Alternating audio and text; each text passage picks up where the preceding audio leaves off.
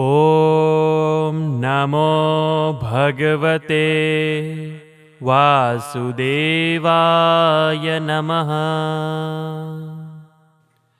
ગરુડ પુરાણે પ્રથમો અધ્યાયઃ.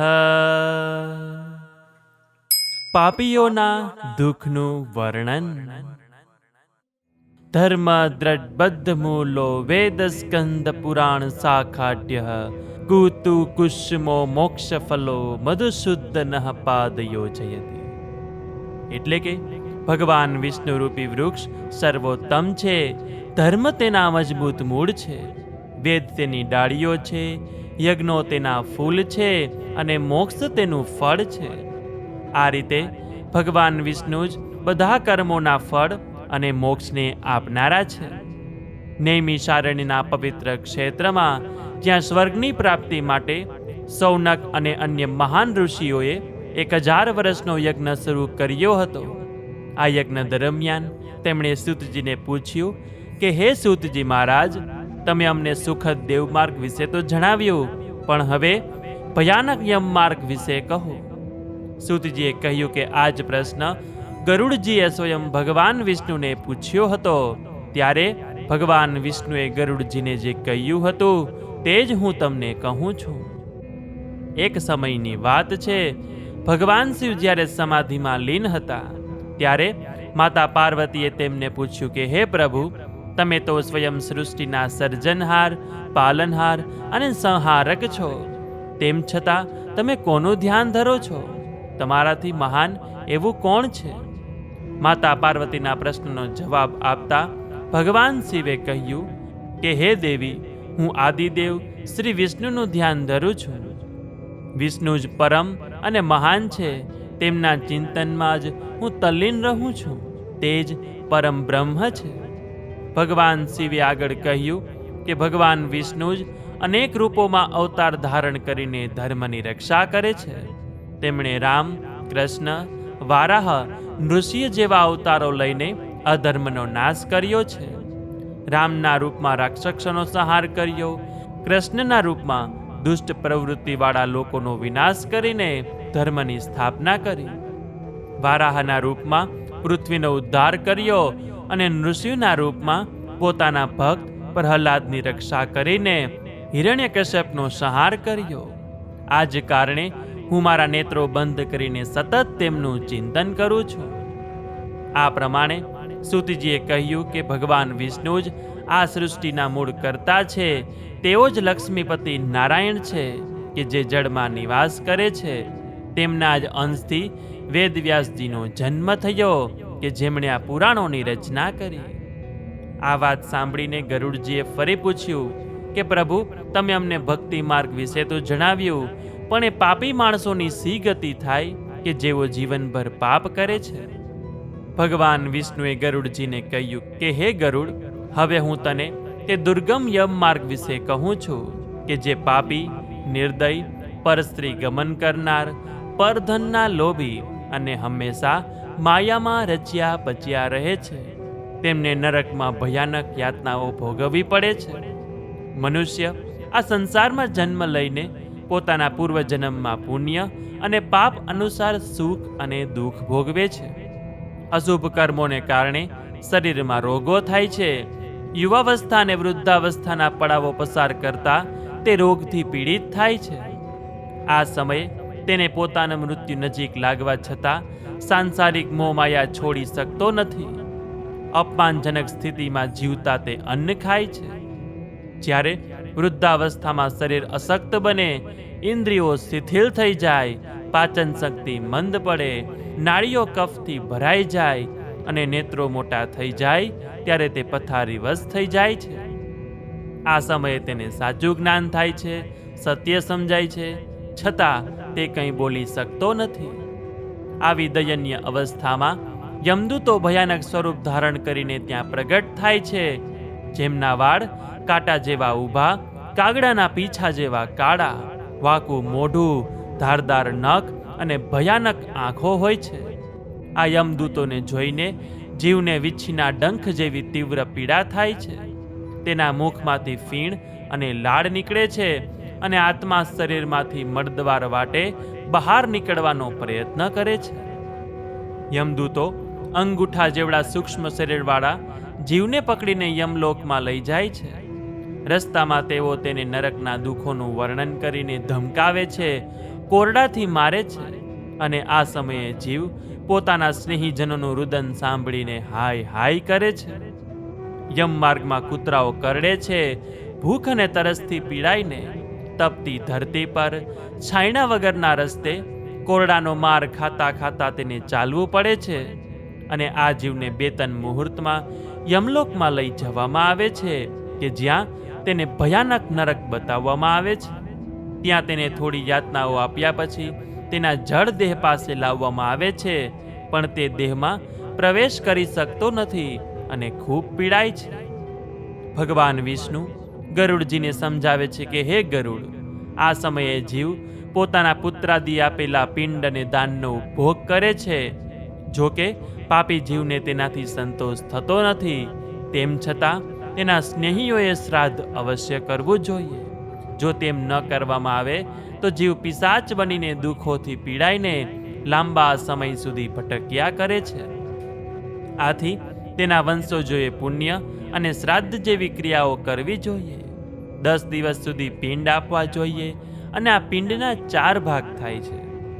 2 ભાગ જીવના નવા સૂક્ષ્મ દેહને પુષ્ટિ આપે છે, 3જો ભાગ યમદૂતો લે છે અને 4થો ભાગ તેમાંથી પ્રેતને જીવન મળે છે. દરેક દિવસના પિંડથી પ્રેતના દેહના જુદા જુદા ભાગોનું નિર્માણ થાય છે. પહેલા દિવસે મસ્તક, બીજા દિવસે ડોક અને ખભા, ત્રીજા દિવસે છાતી, ચોથા દિવસે પીઠ, 5મા દિવસે નાભી, 6ઠ્ઠા દિવસે કમર અને ગુપ્ત સ્થાનો, 7મા દિવસે નાડીઓ, 8મા અને 9મા દિવસે જાંઘ અને પગ, અને 10મા દિવસે ભૂખની લાગણી, અને પછી 11મા અને 12મા દિવસના પિંડદાનથી 1 હાથ જેટલા નાના દેહ ઉત્પન્ન થાય છે કે જે યમદૂતોની આજ્ઞા અનુસાર વર્તન કરે છે. આ યમ માર્ગ વેતરણી નદી સિવાય 1,00,000 યોજન લાંબો છે. પ્રેત દરરોજ 200 યોજનનો રસ્તો કાપે છે. રાત દિવસ ચાલતા તેને 19 નગરો વટાવતા 47 દિવસ લાગે છે. અને આ નગરોમાંથી પસાર થતા પાપી જીવને અનેક કષ્ટો સહન કરવા પડે છે. તે નગરોના નામ છે સૌમ્યપુર, સૌરીપુર, નગેન્દ્ર ભવન, ગંધર્વ, શૈલાગમ, ક્રોંચ, ક્રૂરપુર, વિચિત્ર ભવન, બ્રહ્માપદ, દુઃખદ, નાનાક્રંદપુર, સુતપ્ત ભવન, રૌદ્રનગર, પયોવર્ષણ, સીતાઢ્ય અને બહુભીતિ. અને આ બધા નગરો વટાવ્યા પછી યમપુર આવે છે. યમપાસમાં બંધાયેલો પાપી જીવ રસ્તામાં રડતો કકડતો યમલોકમાં જાય છે અને ત્યાં તેની પીડાનો અંત આવતો નથી. તે પોતાના કર્મો વિશે ચિંતન કરતો અનેક દુઃખો ભોગવે છે. જો તે ફરીથી જન્મ લે તો પણ ભગવાનને ભૂલીને એ જ પ્રકારના પાપ કર્મો કરે છે. આમ શ્રી ગરુડ પુરાણનો આ પ્રથમ અધ્યાય પાપ કર્મોના ભયાનક પરિણામો અને મૃત્યુ પછીની યાતનાઓનું વર્ણન કરે છે કે જેથી મનુષ્ય સત્કર્મનો માર્ગ અપનાવે. ઇતિ શ્રી ગરુડ પુરાણે પ્રથમો અધ્યાય. તો બોલ્ય શ્રી વિષ્ણુ ભગવાન કી જય, પિતૃદેવ કી જય, શંકર ભગવાન કી જય. ગરુડ પુરાણે દ્વિતીયો અધ્યાયઃ. યમલોકનો ભયાનક માર્ગ. ગરુડજીએ ભગવાન વિષ્ણુને અત્યંત નમ્રતાપૂર્વક પૂછ્યું. ગરુડ ઉવાચ. હે કેશવ, યમલોકનો માર્ગ કેટલો દુઃખદાયી છે. પાપી જીવોને તે માર્ગ પર કેવી યાતનાઓ ભોગવવી પડે છે તે મને કહી સંભળાવો. શ્રી ભગવાન ઉવાચ. હે ગરુડ, હું તને યમલોકના એ માર્ગ વિશે કહું છું કે જે અત્યંત દુઃખદાયી છે. આ વાત સાંભળીને ભલે તું મારો પરમ ભક્ત હોય પણ તારું હૃદય પણ કંપી ઉઠશે. ભગવાન વિષ્ણુએ યમમાર્ગનું વર્ણન કરતા કહ્યું કે આ માર્ગ પર વૃક્ષોની કોઈ છાયા નથી, પાણી કે ખાવા પીવાની કોઈ વ્યવસ્થા નથી. આ માર્ગ પર જાણે પ્રલય કાળ હોય તેમ 12 સૂર્ય એક સાથે તપી રહ્યા હોય તેવી ભયંકર ગરમી હોય છે. આ માર્ગ ઉપર પાપી જીવોને અનેક યાતનાઓનો સામનો કરવો પડે છે. હિંસક પશુઓ જેવા કે સિંહ, વાઘ, વરુ અને કૂતરાઓ જીવને કરડે છે તો કેટલીક જગ્યાએ વીંછીઓનો ત્રાસ હોય છે. ક્યાંક અગ્નિની જ્વાળાઓ જીવને દજાડે છે તો ક્યાંક અંગારા જેવી ધગધગતી રેતી અને તામ્રમય પ્રદેશમાંથી પસાર થવું પડે છે. આ માર્ગમાં હજારો યોજન સુધી ફેલાયેલું અસીપત્ર નામનું ભયાનક વન આવે છે. તેના પાંદડા તલવારની ધાર જેવા તીક્ષ્ણ હોય છે કે જે પાપી જીવના શરીરને ઘાયલ કરે છે અને છેદી નાખે છે. આ વનમાં ઘુવડ, મધમાખીઓ અને કાગડા જેવા જીવો ત્રાસ આપે છે. અહીં સતત દાવાનળ સળગતો રહે છે. ક્યાંક પાપી જીવ અંધકૂપમાં કે પર્વત પરથી ગબડી પડે છે. ક્યાંક તેના પર અગ્નિ, વીજળી કે પથ્થરોનો વરસાદ થાય છે. ક્યારેક લોહી, ગરમ પાણી કે કાદવનો વરસાદ વરસે છે. આ માર્ગમાં ઊંડી અને અંધારી ગુફાઓ છે કે જેમાં તેને ધકેલવામાં આવે છે. ક્યાંક પરુ અને લોહીથી ભરેલા કુંડ હોય છે તો ક્યાંક મળથી ભરેલા કુંડ હોય છે કે જેમાં તેને અનિચ્છાએ રહેવું પડે છે. વૈતરણી નદીનું ભયાનક દ્રશ્ય. યમલોકના માર્ગમાં 100 યોજન લાંબી વૈતરણી નદી આવે છે. આ નદી અત્યંત ભયાનક છે. તેના કિનારા મોટા હાડકાના બનેલા છે. નદીમાં માંસનો કાદવ અને વાળ શેવાળ તરીકે ફેલાયેલા છે. નદીમાં મોટા મગરો, સોય જેવી અણીવાળા કીડા, વજ્ર જેવી ચાંચવાળી ગરોળીઓ, કાગડાઓ, સાપ, વીંછીઓ અને માછલીઓથી ભરપૂર છે. આવા ભયાનક પ્રવાહમાંથી પસાર થતી વખતે પાપી જીવ ભૂખ અને તરસથી પીડાઈને લોહી પીવા મજબૂર થાય છે. તે મોટા વમળોમાં ડૂબી જાય છે અને આ સમયે તે પોતાના પરિવારને યાદ કરીને હાય હાય પોકારે છે. યમદૂતો તેને દોરડાથી બાંધીને ખેંચીને નદી પાર કરાવે છે. ઘણીવાર તેને લોખંડની સાંકળો વડે બાંધીને ભારે વજન ખેંચવાની ફરજ પાડવામાં આવે છે. આ યાતનાઓ સહન કરતા કરતા પાપી જીવને પોતાના કર્મો યાદ આવે છે. તે પસ્તાવો કરે છે કે મનુષ્ય જન્મ પુણ્યના બળે મળ્યો હતો, પણ સત્કર્મ, દાન, તપ, પૂજન, સત્સંગ કે તીર્થયાત્રા જેવું કંઈ જ કર્યું નહીં.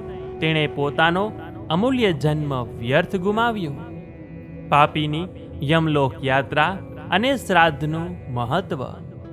પાપી જીવ 18મા દિવસે સૌમ્યપુરમાં પહોંચે છે. અહીં તે પોતાના પરિવારને યાદ કરીને વિલાપ કરે છે, પણ યમદૂતો તેને દંડથી મારીને કહે છે કે જેને તું યાદ કરે છે તેમાંથી કોઈ અહીં તારી સાથે નથી. હવે તારા કર્મોનું ફળ તારે એકલાએ ભોગવવાનું છે. આગળ ચાલ.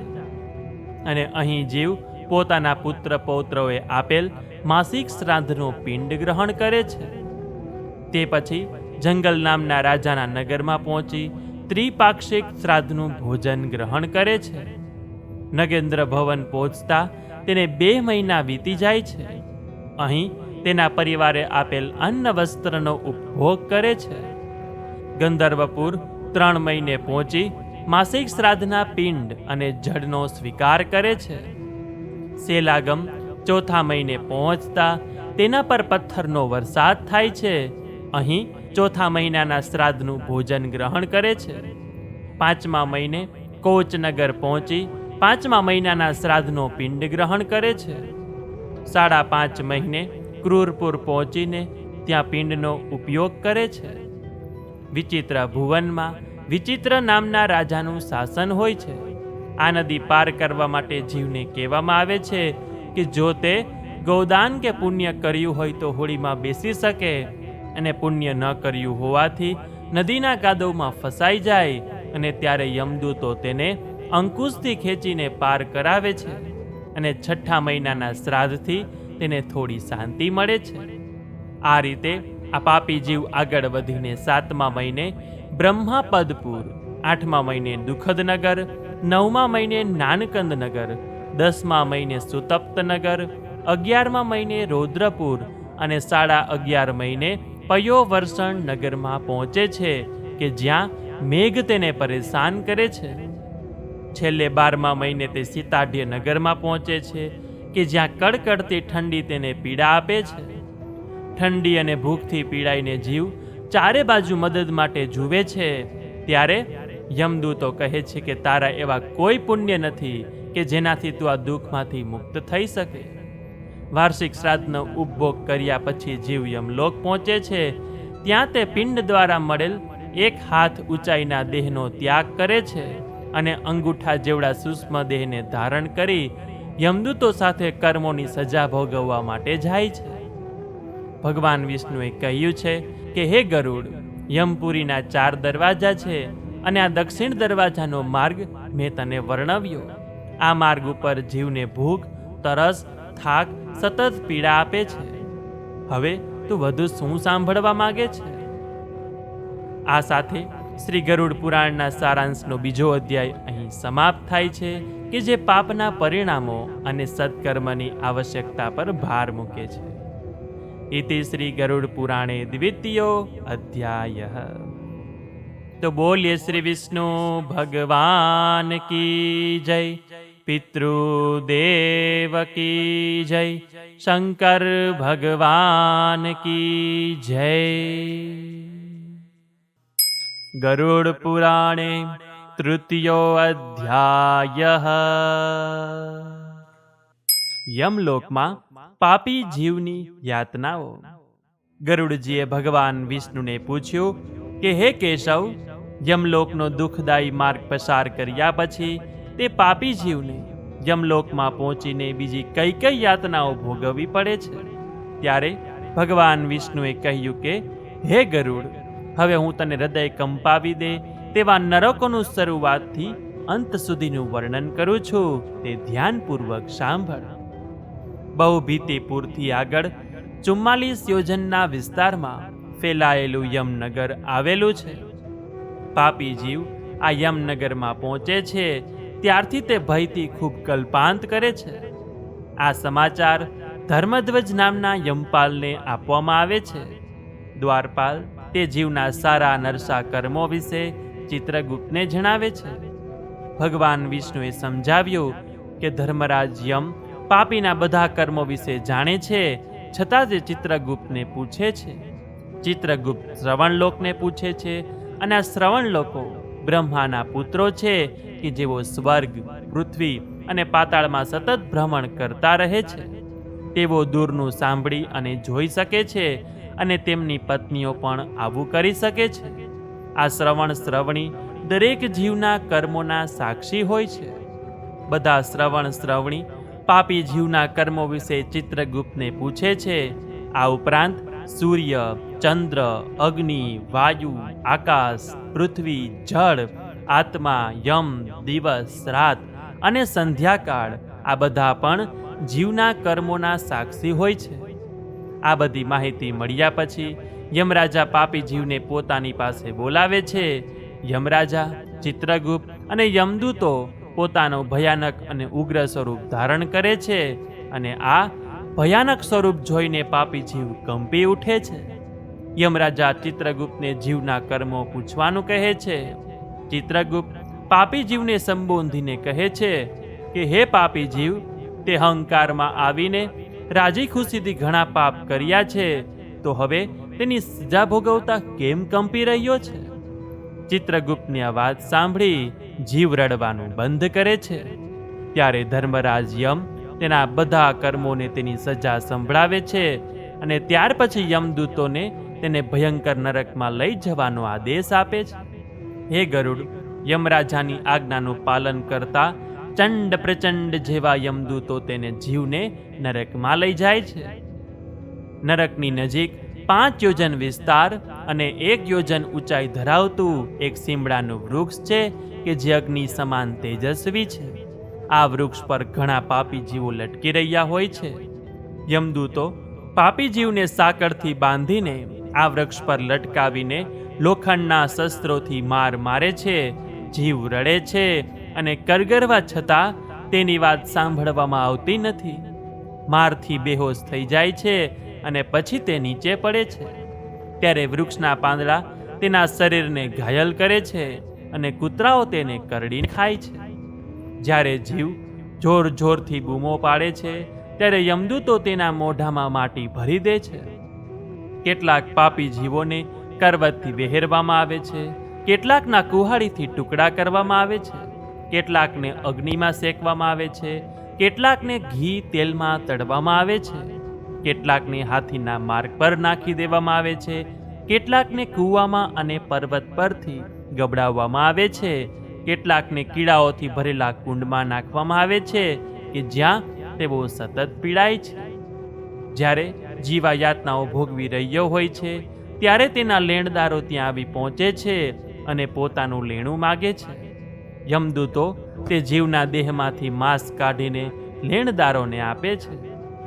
હે ગરુડ, આવા કુલ 84 નરકો છે કે જેમાં યમદૂતો રહે છે અને પાપી જીવને જુદી જુદી યાતનાઓ આપે છે. અંતે પાપી જીવ મનુષ્ય કરતાં પણ નીચી યોનિમાં જન્મ લઈને ત્યાં પણ દુઃખો ભોગવે છે. આ બધી યાતનાઓ ભોગવીને જ્યારે તે જીવ શુદ્ધ થાય છે ત્યારે જ તેને ફરીથી મનુષ્ય દેહ ધારણ કરવાનો અવસર મળે છે.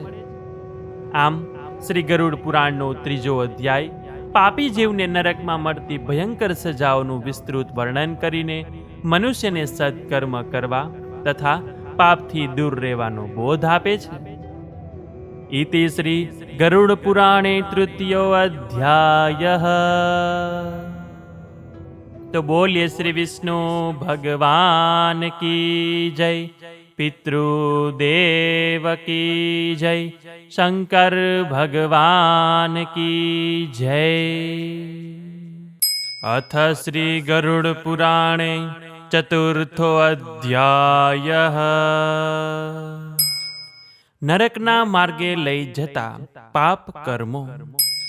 ગરુડજીએ ભગવાન વિષ્ણુને અત્યંત જિજ્ઞાસાપૂર્વક પૂછ્યું કે હે કેશવ, મનુષ્ય એવા કયા પાપ કર્મો કરે છે કે જેના કારણે તે આ ભયાનક માર્ગે જાય છે? કયા પાપોથી તે ભયાનક વૈતરણી નદીમાં પડે છે અને કયા કર્મો તેને નરકમાં લઈ જાય છે? આ બધા પાપો વિશે મને વિગતવાર જણાવો.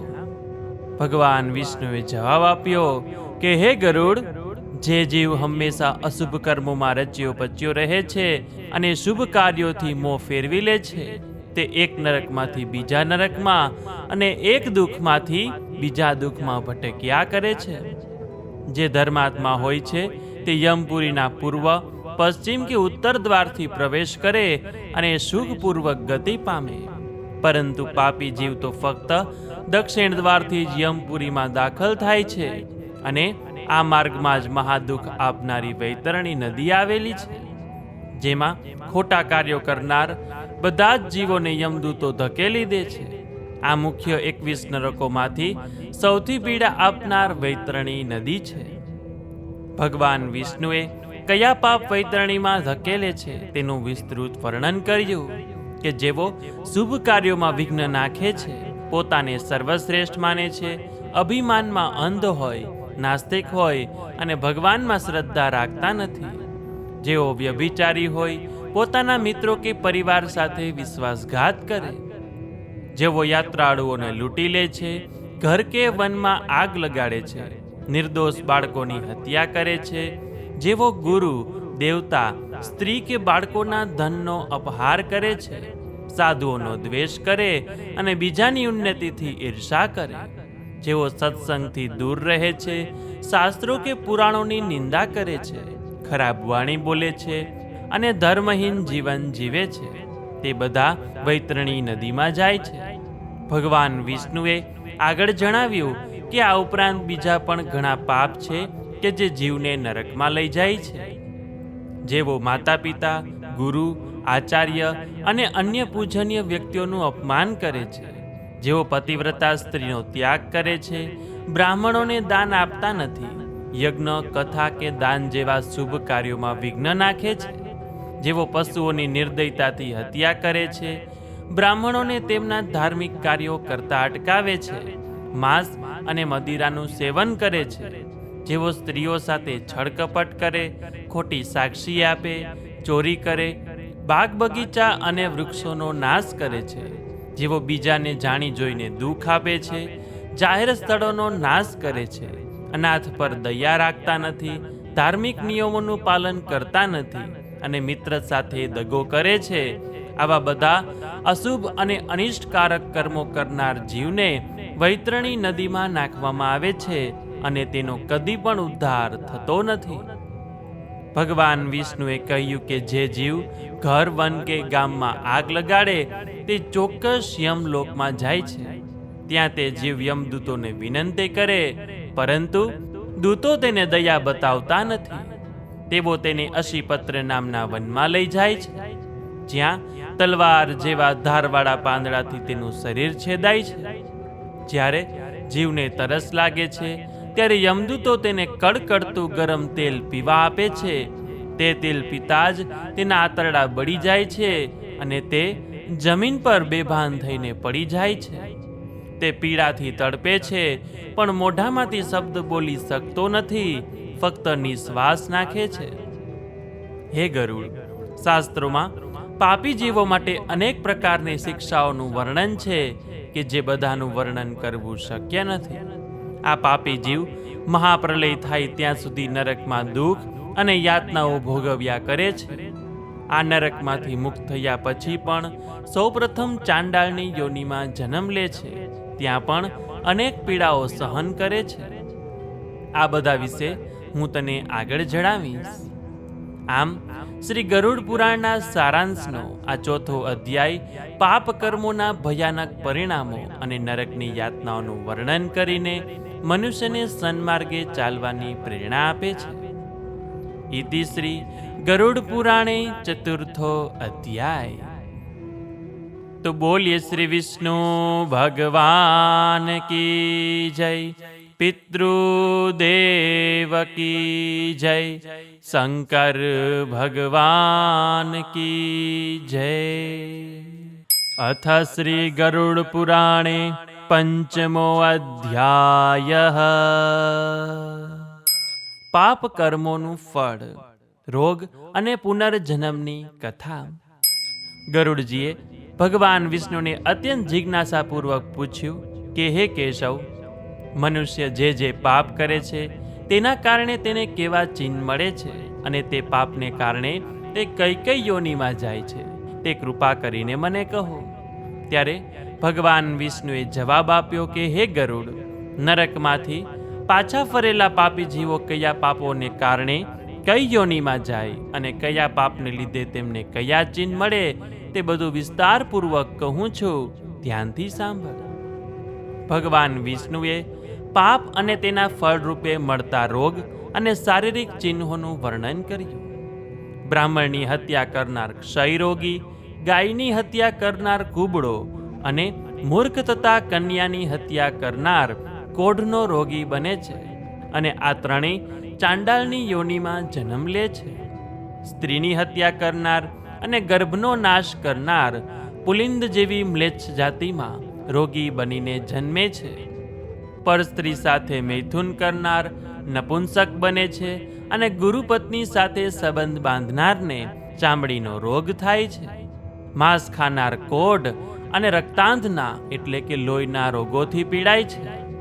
દારૂ પીનાર બ્રાહ્મણના દાંત કાળા થઈ જાય છે.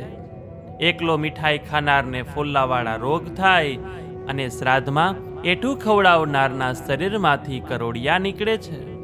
ગુરુનું અપમાન કરનાર વાય રોગી, વેદશાસ્ત્રનું અપમાન કરનાર પાંડુ રોગી અને ખોટી સાક્ષી પૂરનાર બોબડો બને છે. જમવાનું પીરસવામાં છેતરપિંડી કરનાર કાણો અને તીરછો થાય છે. લગ્ન સંબંધ તોડનારના હોઠ એકબીજા સાથે જોડાઈ જાય છે. પુસ્તકોની ચોરી કરનાર જન્મથી જ આંધળો બને છે. બ્રાહ્મણને લાત મારનાર લૂલો, લંગડો અને બહેરો બને છે. ઝેર આપી હત્યા કરનાર ગાંડો બને છે. બીજાના ઘરેણા ચોરનાર નીચ જાતિમાં જન્મે છે અને ધાતુની ચોરી કરનાર નિર્ધન બને છે. ભગવાન વિષ્ણુએ કઈ વસ્તુની ચોરીથી કઈ યોનિમાં જન્મ મળે તેનું વર્ણન કર્યું.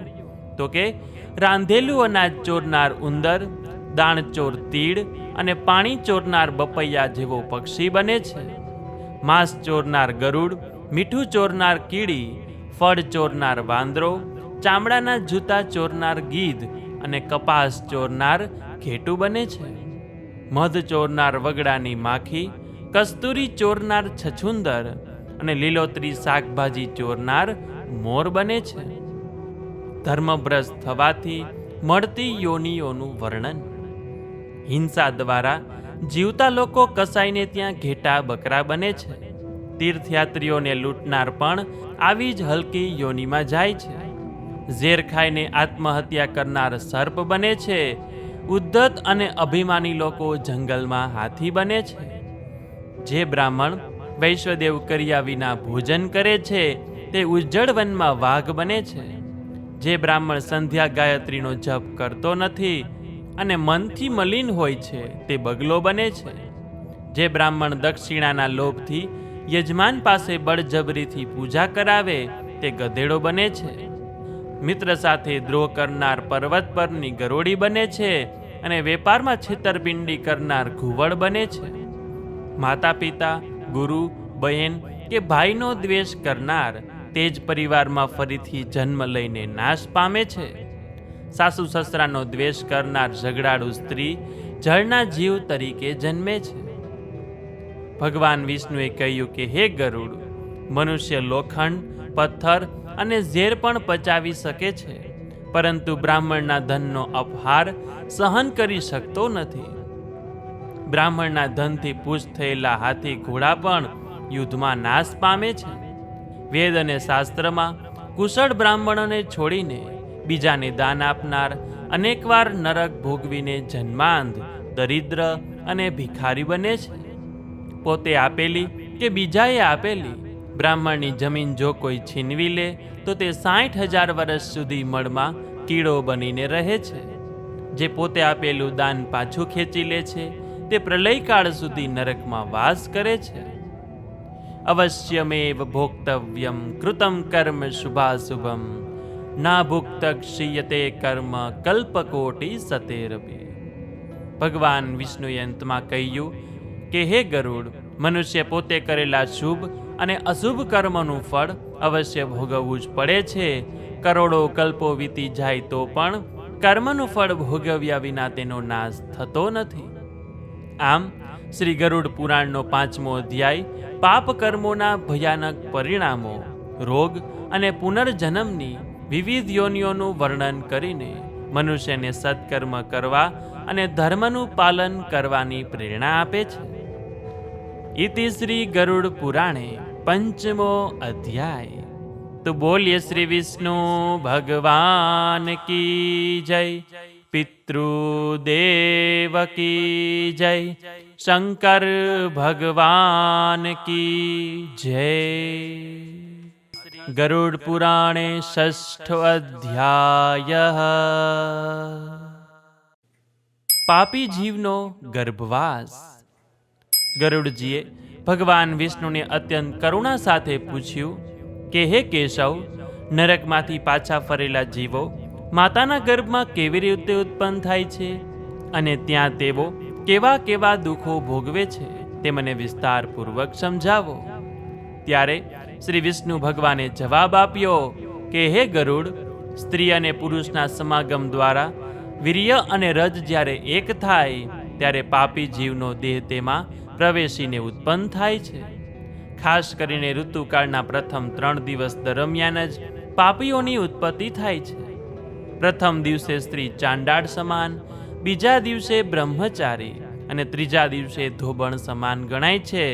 અને આ 3 દિવસ દરમિયાન જ નરકમાંથી આવેલા પાપીઓની માતા બને છે. ભગવાન વિષ્ણુએ ગર્ભની રચનાનું વૈજ્ઞાનિક અને આધ્યાત્મિક વર્ણન કર્યું કે જીવ પોતાના પ્રારબ્ધ કર્મોના કારણે વીર્યના કણનો આશ્રય લઈને સ્ત્રીના ગર્ભાશયમાં પ્રવેશ કરે છે. એક રાત્રિમાં તે રક્તમાં ભળી જાય છે, 5 રાત્રિએ તે ગોળાકાર ધારણ કરે છે, 10 રાત્રિએ તે એક કઠણ બોર જેવો આકાર લે છે, પહેલા મહિને મસ્તકની રચના થાય, બીજા મહિને હાથ, પગ અને અન્ય અંગો બને છે, ત્રીજા મહિને નખ, વાળ, ચામડી અને લિંગ જેવા અંગો બને છે, ચોથા મહિને શરીરમાં 7 ધાતુઓની ઉત્પત્તિ થાય છે, પાંચમો મહિનો ભૂખ અને તરસની લાગણી અનુભવાય છે, છઠ્ઠે મહિને જીવ ઓરથી વીંટળાઈને શ્વાસ લેવાનું શરૂ કરે છે અને માતાની જમણી કૂખમાં હલનચલન કરવા લાગે છે, આઠમા મહિને માતાએ ખાધેલા ખોરાકથી ગર્ભપુષ્ટ બને છે, જીવ માતાના ઉદરમાં મળમૂત્રના સ્થાને રહે છે કે જ્યાં મળમૂત્રના કીડાઓ તેને ડંખે છે. માતાએ ખાધેલા ખારા, ખાટા અને તીખા પદાર્થોના રસ ગર્ભને સ્પર્શતા તેને અતિશય પીડા થાય છે. જીવ મળમૂત્રના કૂવામાં બળતો હોય તેવી વેદના અનુભવે છે. તેનું માથું નીચે અને પીઠ વળેલી હોય છે, જેથી તે અંગ ફેરવી શકતો નથી અને પરાધીન અવસ્થામાં પીડાઈને પડ્યો રહે છે. આ ભયંકર યાતનાઓ સહન કરતા કરતા જીવને પોતાના 100 જન્મનું સ્મરણ થાય છે અને તે નિસાસા નાખતા ભગવાનને યાદ કરીને પ્રાર્થના કરે છે કે હે પ્રભુ, આપ લક્ષ્મીના નાથ અને જગતના આધાર છો. તમે બધા પાપોનો નાશ કરનાર અને શરણાગત દિનોની રક્ષા કરનાર છો. તમે ઘટ ઘટમાં વ્યાપેલા છો અને હું આપની શરણે આવ્યો છું.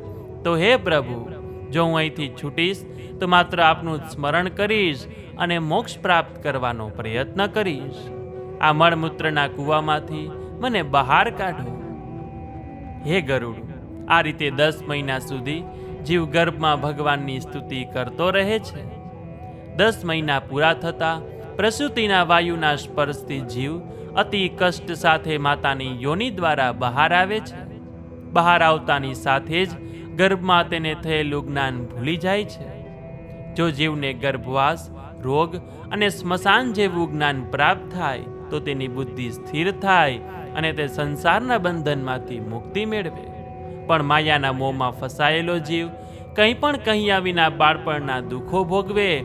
યુવાવસ્થામાં તે ધન અને વિષય ભોગની લાલસામાં ભગવાનને ભૂલી જાય અને જ્યારે તેની આશાઓ પૂરી થતી નથી ત્યારે તે ક્રોધ અને શોકથી ઘેરાઈ જાય છે. હે ગરુડ, આ અતિ દુર્લભ દેહ પ્રાપ્ત કર્યા છતાં તે તેની કિંમત સમજતો નથી.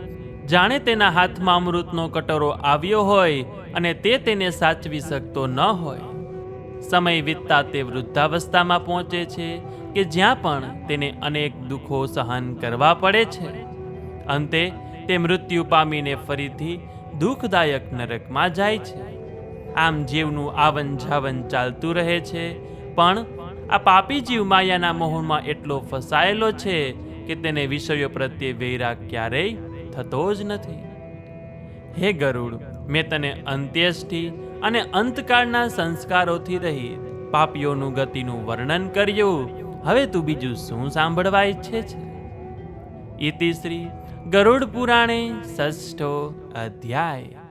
તો બોલીએ શ્રી વિષ્ણુ ભગવાન કી જય, પિતૃદેવ કી જય, શંકર ભગવાન કી જય.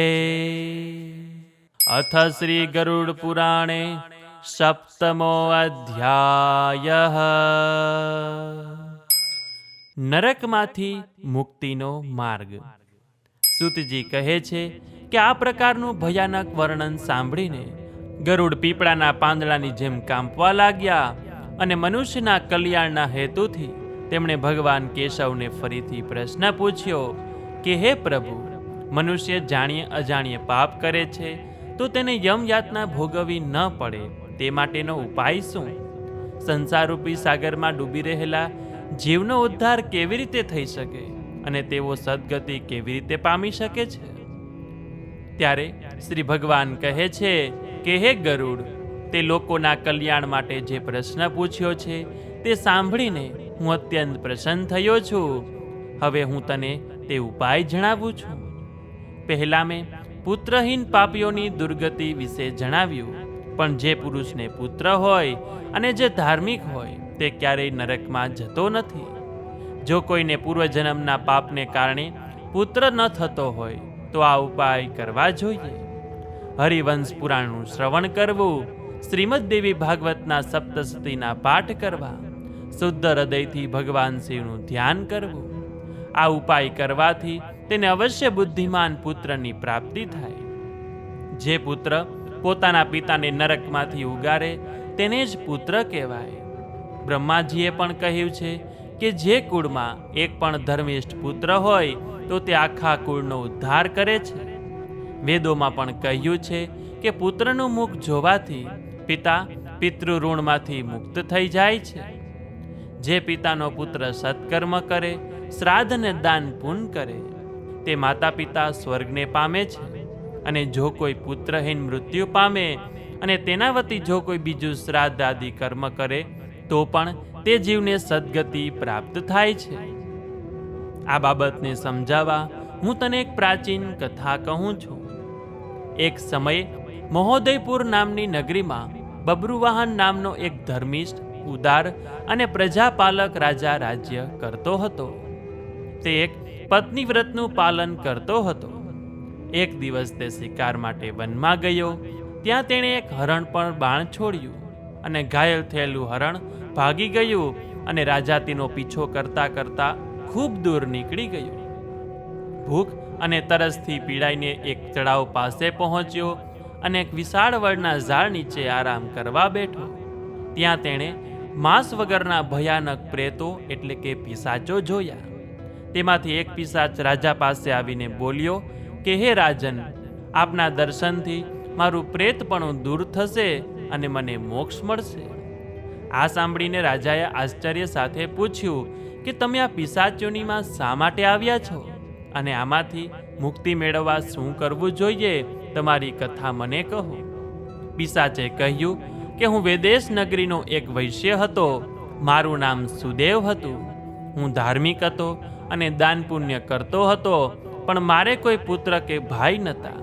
મારા મૃત્યુ પછી શ્રાદ્ધાદિ ક્રિયાઓ કરનાર કોઈ ન હોવાથી હું આ પિશાચ યોનિને પામ્યો છું. મૃત્યુ પછી જો 16 માસિક શ્રાદ્ધ ન કરવામાં આવે તો બીજા બધા શ્રાદ્ધો નિષ્ફળ જાય છે. હે રાજન, કૃપા કરીને મારી પાછળ ઉર્ધ્વ દેહાદિક ક્રિયાઓ કરીને મારો ઉદ્ધાર કરો. હું તેના બદલામાં તમને રત્નો આપવા તૈયાર છું. પિશાચે આગળ જણાવ્યું, અમારી આ યોનિમાં અમને શાંતિ મળતી નથી. અમારું આ પિશાચપણું નારાયણ બલિ અને વિષ્ણુ પૂજાથી દૂર થઈ શકે છે. આ પૂજા માટે પ્રામાણિકતાથી કમાયેલ ધનમાંથી 4 રતી સોનાની લક્ષ્મીનારાયણની મૂર્તિ બનાવવી.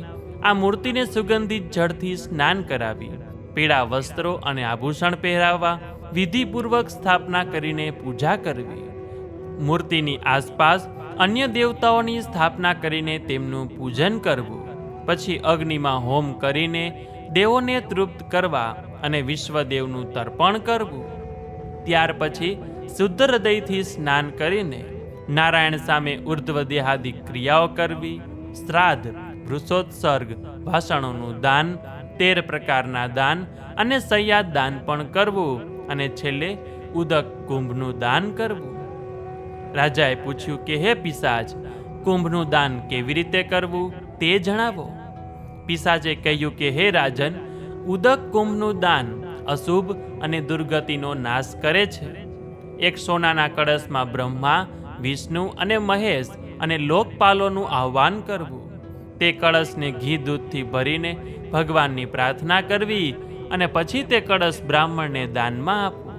આ દાનથી અમારું પિશાચપણું દૂર થશે.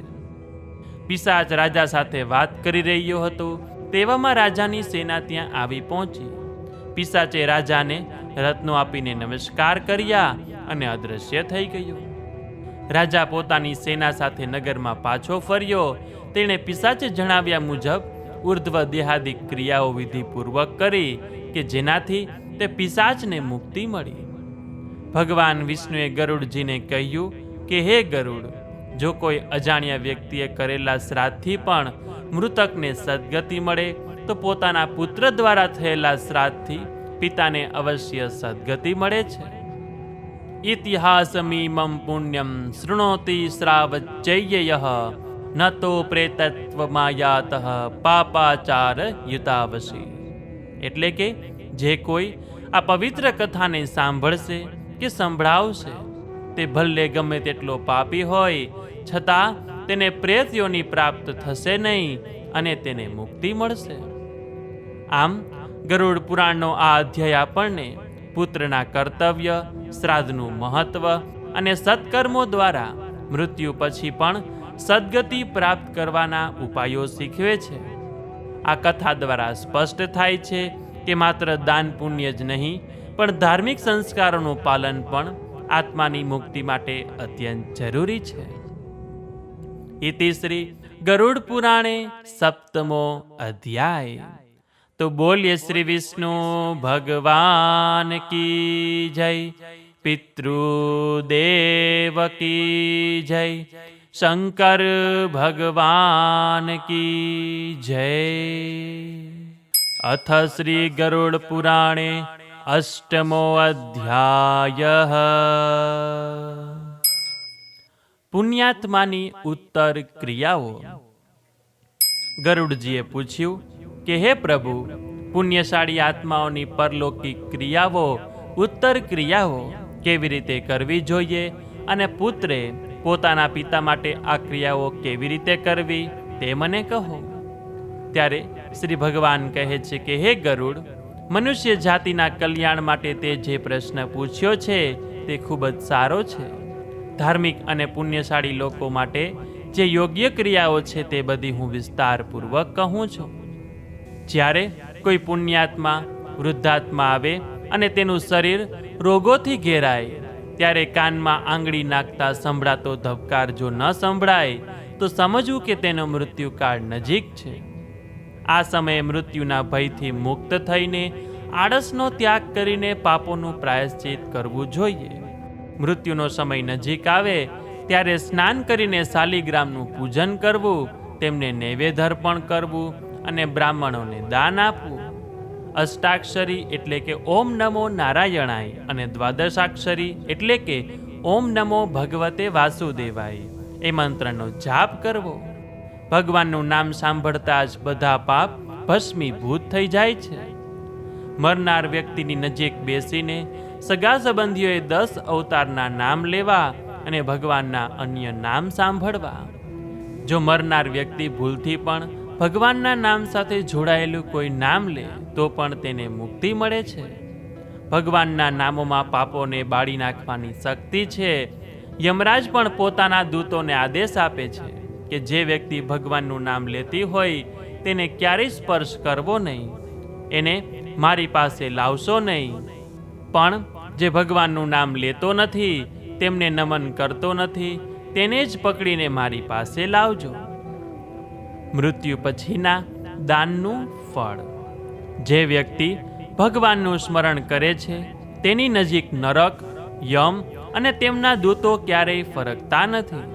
તેથી ભગવાન વિષ્ણુનું સ્મરણ કરવું, ગીતા અને સહસ્ત્ર નામનો પાઠ કરવો, એકાદશી વ્રત કરવું અને અંત સમયે ગંગાજળ, તુલસીપત્ર, ચરણામૃત અને ભગવાનનું નામ મુક્તિ અપાવનારું છે. અંતકાળે એક વાછરડી સાથે ગાયનું દાન કોઈ વેદાંતી બ્રાહ્મણને સંકલ્પ કરીને આપવાથી મરનારને માટે તે અક્ષય બની જાય છે. પુત્ર દ્વારા તેના હાથથી કરવામાં આવેલું દાન જ તેને સત્પુત્ર બનાવે છે. અંતકાળે અને સૂર્યગ્રહણના દિવસે આપવામાં આવેલ દાનનું ફળ મહાન હોય છે. તલ, સપ્તધાન, મીઠું, કપાસિયા, ગાય, ઘાસ અને સોનું આ બધાનું દાન કરવાથી મોટા પાપનો નાશ થાય છે.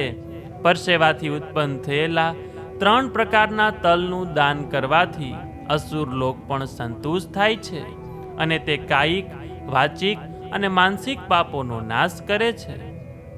જે વ્યક્તિ એક હાથથી પૃથ્વીનો સ્પર્શ કરે અને બીજા હાથથી લોખંડનું દાન કરે તે ક્યારેય યમલોકના માર્ગે જતો નથી. લોખંડનું દાન કરવાથી યમરાજાના 5 દૂતો ઉરણ, શ્યામસૂત્ર, સુંડામકમ, ઉદુંબર અને શેષબલ સંતુષ્ટ થાય છે. ગુપ્ત દાન કરવાથી ભૂવલોક, ભૂલોક અને સ્વર્ગલોકના નિવાસીઓ પ્રસન્ન થાય છે અને દાન કરનાર ઇન્દ્રલોકને પ્રાપ્ત કરે છે. જે ભૂમિનું દાન ન કરી શકે તેણે ગોદાન કરવું. મૃત્યુ સમયના દુઃખને દૂર કરવા માટે રુદ્રધેનુ, કરજ દૂર કરવા ત્રિગુણ ધેનુ અને મોક્ષ માટે મોક્ષ ધેનુનું દાન કરવું જોઈએ. વેતરણી નદી પાર કરવા માટે કાળી, રાતી અને સફેદ ગાયનું શીંગડું સોનાથી, પગ ચાંદીથી મઢાવવું અને દોહવા માટે કાંસાનું પાત્ર આપવું. કાળા રંગના 2 વસ્ત્રોથી ગાયને ઢાંકીને તેના ગળામાં ઘંટડી બાંધવી. કપાસિયા પર તાંબાના પાત્ર સાથે વસ્ત્ર મૂકવું. તાંબાના વાસણમાં ઘી નાખી યમરાજની સોનાની મૂર્તિ પાસે લોખંડનો દંડ મૂકવો. ખાડો ખોદી તેમાં પાણી ભરી શેરડીની નાવ બનાવી સારા વસ્ત્રોથી વીંટીને મૂકવી. તેમાં યમની મૂર્તિ સ્થાપિત કરી ગાયનું સંકલ્પપૂર્વક દાન કરવું અને આ સમયે પ્રાર્થના કરવી કે હે પ્રભુ, હું સંસારરૂપી ભવસાગરમાં ડૂબી રહ્યો છું અને ત્રિવિધ તાપથી પીડાઈ રહ્યો છું. આમાંથી મારો ઉદ્ધાર કરો. હું દક્ષિણા સહિત જે વેતરણીનું દાન કરું છું તેનો સ્વીકાર કરો. યમ માર્ગમાં 100 યજનના વિસ્તારવાળી વેતરણી, તમે મારી રાહ જોજો. હે સકળ દેવોના વાસરૂપ ધેનુ, તમે મારું રક્ષણ કરજો. આમ બોલીને દાન કરવું. બુદ્ધિમાન વ્યક્તિએ નાશવંત શરીરનો ભરોસો ન રાખતા નિરોગી અવસ્થામાં જ દાન કરવું. તમે જે પણ પુણ્ય કરશો તે યમ માર્ગમાં સહાયરૂપ થશે. પુણ્યના પ્રભાવથી જ જીવને માનવપણું મળે છે. શ્રદ્ધા સાથે વિધિપૂર્વક દાન આપવામાં આવે તો હે ગરુડ, હું તેનો સહર્ષ સ્વીકાર કરું છું. પિતૃના નિમિત્તે દાન કરવાથી 100 ગણું ફળ મળે. માતા માટે ખર્ચેલું દાન 1000 ગણું, બહેન માટે 10,000 ગણું અને ભાઈ માટે ખર્ચેલું દાન અક્ષય પુણ્ય ફળ આપે છે. આથી મૃત્યુ સમયે યમનો ભય રહેતો નથી અને જે લોભી વ્યક્તિ દાન કરતો નથી તે મૃત્યુ પછી શોક કરે છે. જો તેના પુત્ર, ભાઈ કે અન્ય કોઈ સગા પણ તેના માટે કંઈ દાન ન કરે તો તે બ્રહ્મ હત્યા સમાન ગણાય છે. આમ શ્રી ગરુડ પુરાણનો આ અધ્યાય દાનનું મહત્વ, પુત્રનું કર્તવ્ય અને અંતકાળે કરાતી ઉત્તર ક્રિયાનો મહિમા સમજાવીને મનુષ્યને સન્માર્ગે જીવવાની પ્રેરણા આપે છે. ઇતિ શ્રી ગરુડ પુરાણે અષ્ટમો અધ્યાય. તો બોલીએ શ્રી વિષ્ણુ ભગવાન કી જય, પિતૃદેવ કી જય, શંકર ભગવાન કી જય. અથ શ્રી ગરુડ પુરાણે નવમો અધ્યાયઃ. મૃત્યુ સમયે થતી વિધિઓ અને તેનું મહત્વ. ગરુડજીએ પૂછ્યું કે હે પ્રભુ, આપ મને અંત સમયે દાન કરવા વિશે તો સમજાવ્યું, પણ જ્યારે મૃત્યુનો સમય સાવ નજીક આવી જાય ત્યારે જીવે શું કરવું જોઈએ તે કૃપા કરીને કહો. શ્રી ભગવાન ઉવાચ. હે ગરુડ, હું તને શરીર છોડતી વખતે જે વિધિ કરવી જોઈએ તે બતાવું છું કે જેથી મરણ પામેલી વ્યક્તિને સદગતિ પ્રાપ્ત થાય. જ્યારે કોઈ વ્યક્તિનો મૃત્યુકાળ નજીક આવે ત્યારે તેને ઘરની બહાર તુલસીના છોડ પાસે છાણનો ચોકો બનાવીને સુવડાવવો જોઈએ.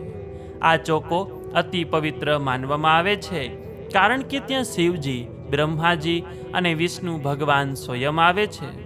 જો આવો ચોકો ન બનાવવામાં આવે તો યમના દૂતો ત્યાં પ્રવેશ કરે છે. તેથી યમદૂતોને દૂર રાખવા માટે ચોકો અવશ્ય બનાવવો જોઈએ. ચોકામાં તુલસીપત્ર અને દર્ભ મૂકવા અને તલના દાણા વેરી દેવા. તલ વેરવાથી પિશાચો અને દૈત્યો દૂર ભાગી જાય. ભલે ધરતી હંમેશા પવિત્ર હોય છતાં લીપણ કરીને તેને વધુ શુદ્ધ બનાવવી જરૂરી છે. શ્રાદ્ધ, અગ્નિહોત્ર, બ્રાહ્મણને ભોજન કરાવવું અને દેવપૂજા જેવી કોઈ પણ ધાર્મિક ક્રિયા ધરતીને લીપ્યા વિના ન કરવી જોઈએ. મરનાર વ્યક્તિએ ચોકામાં સુવડાવ્યા પછી તેના મોઢામાં સોનું, ચાંદી કે રત્ન મૂકવા.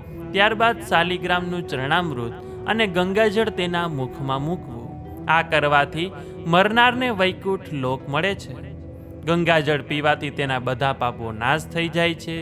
1000 ચાંદ્રાયણ વ્રત કરવાથી અને ગંગાજળ પીવાથી મળતું પુણ્ય સમાન હોય છે. હે ગરુડ, જે અગ્નિ મળતા લાકડાનો મોટો ઢગલો પણ બળીને રાખ થઈ જાય, તેવી જ રીતે ગંગાજળ પીવાથી બધા પાપોનો નાશ થાય. સૂર્ય કિરણોથી તપેલું ગંગાજળ પીવામાં આવે તો જીવ બધી યોનિમાંથી મુક્ત થઈને હરિલોકમાં જાય છે. નદીઓમાં જળમાં સ્નાન કરવાથી વ્યક્તિ પવિત્ર થાય છે, પરંતુ ગંગાજીના માત્ર દર્શન, સ્પર્શ, પાન કે નામ બોલવાથી જ મનુષ્ય પવિત્ર થઈ જાય છે. ગંગાજળ હજારો અપવિત્ર લોકોને પવિત્ર કરવાની શક્તિ ધરાવે છે. તેથી મરનારને ગંગાજળ અવશ્ય પીવડાવવું જોઈએ. મૃત્યુ સમયે વ્યક્તિની શક્તિ અનુસાર શ્રીમદ ભાગવતનો પાઠ સંભળાવવો જોઈએ, અને જો મૃત્યુ સમયે ભાગવતનો અડધો કે 5 શ્લોક પણ પાઠ કરવામાં આવે તો તેને ફરીથી જન્મ લેવો પડતો નથી. બ્રાહ્મણોએ વેદ અને ઉપનિષદના પાઠ કરવા, ક્ષત્રિયોએ શિવજી અને વિષ્ણુની સ્તુતિ કરવી જોઈએ. આમ કરવાથી તેમની મુક્તિ થાય છે. હે ગરુડ, જ્યારે પ્રાણ જવાની તૈયારી હોય ત્યારે જીવે ઉપવાસ કરવો જોઈએ. જો કોઈ બ્રાહ્મણ વિરક્ત હોય તો તેને આતુર સંન્યાસ આપવો જોઈએ.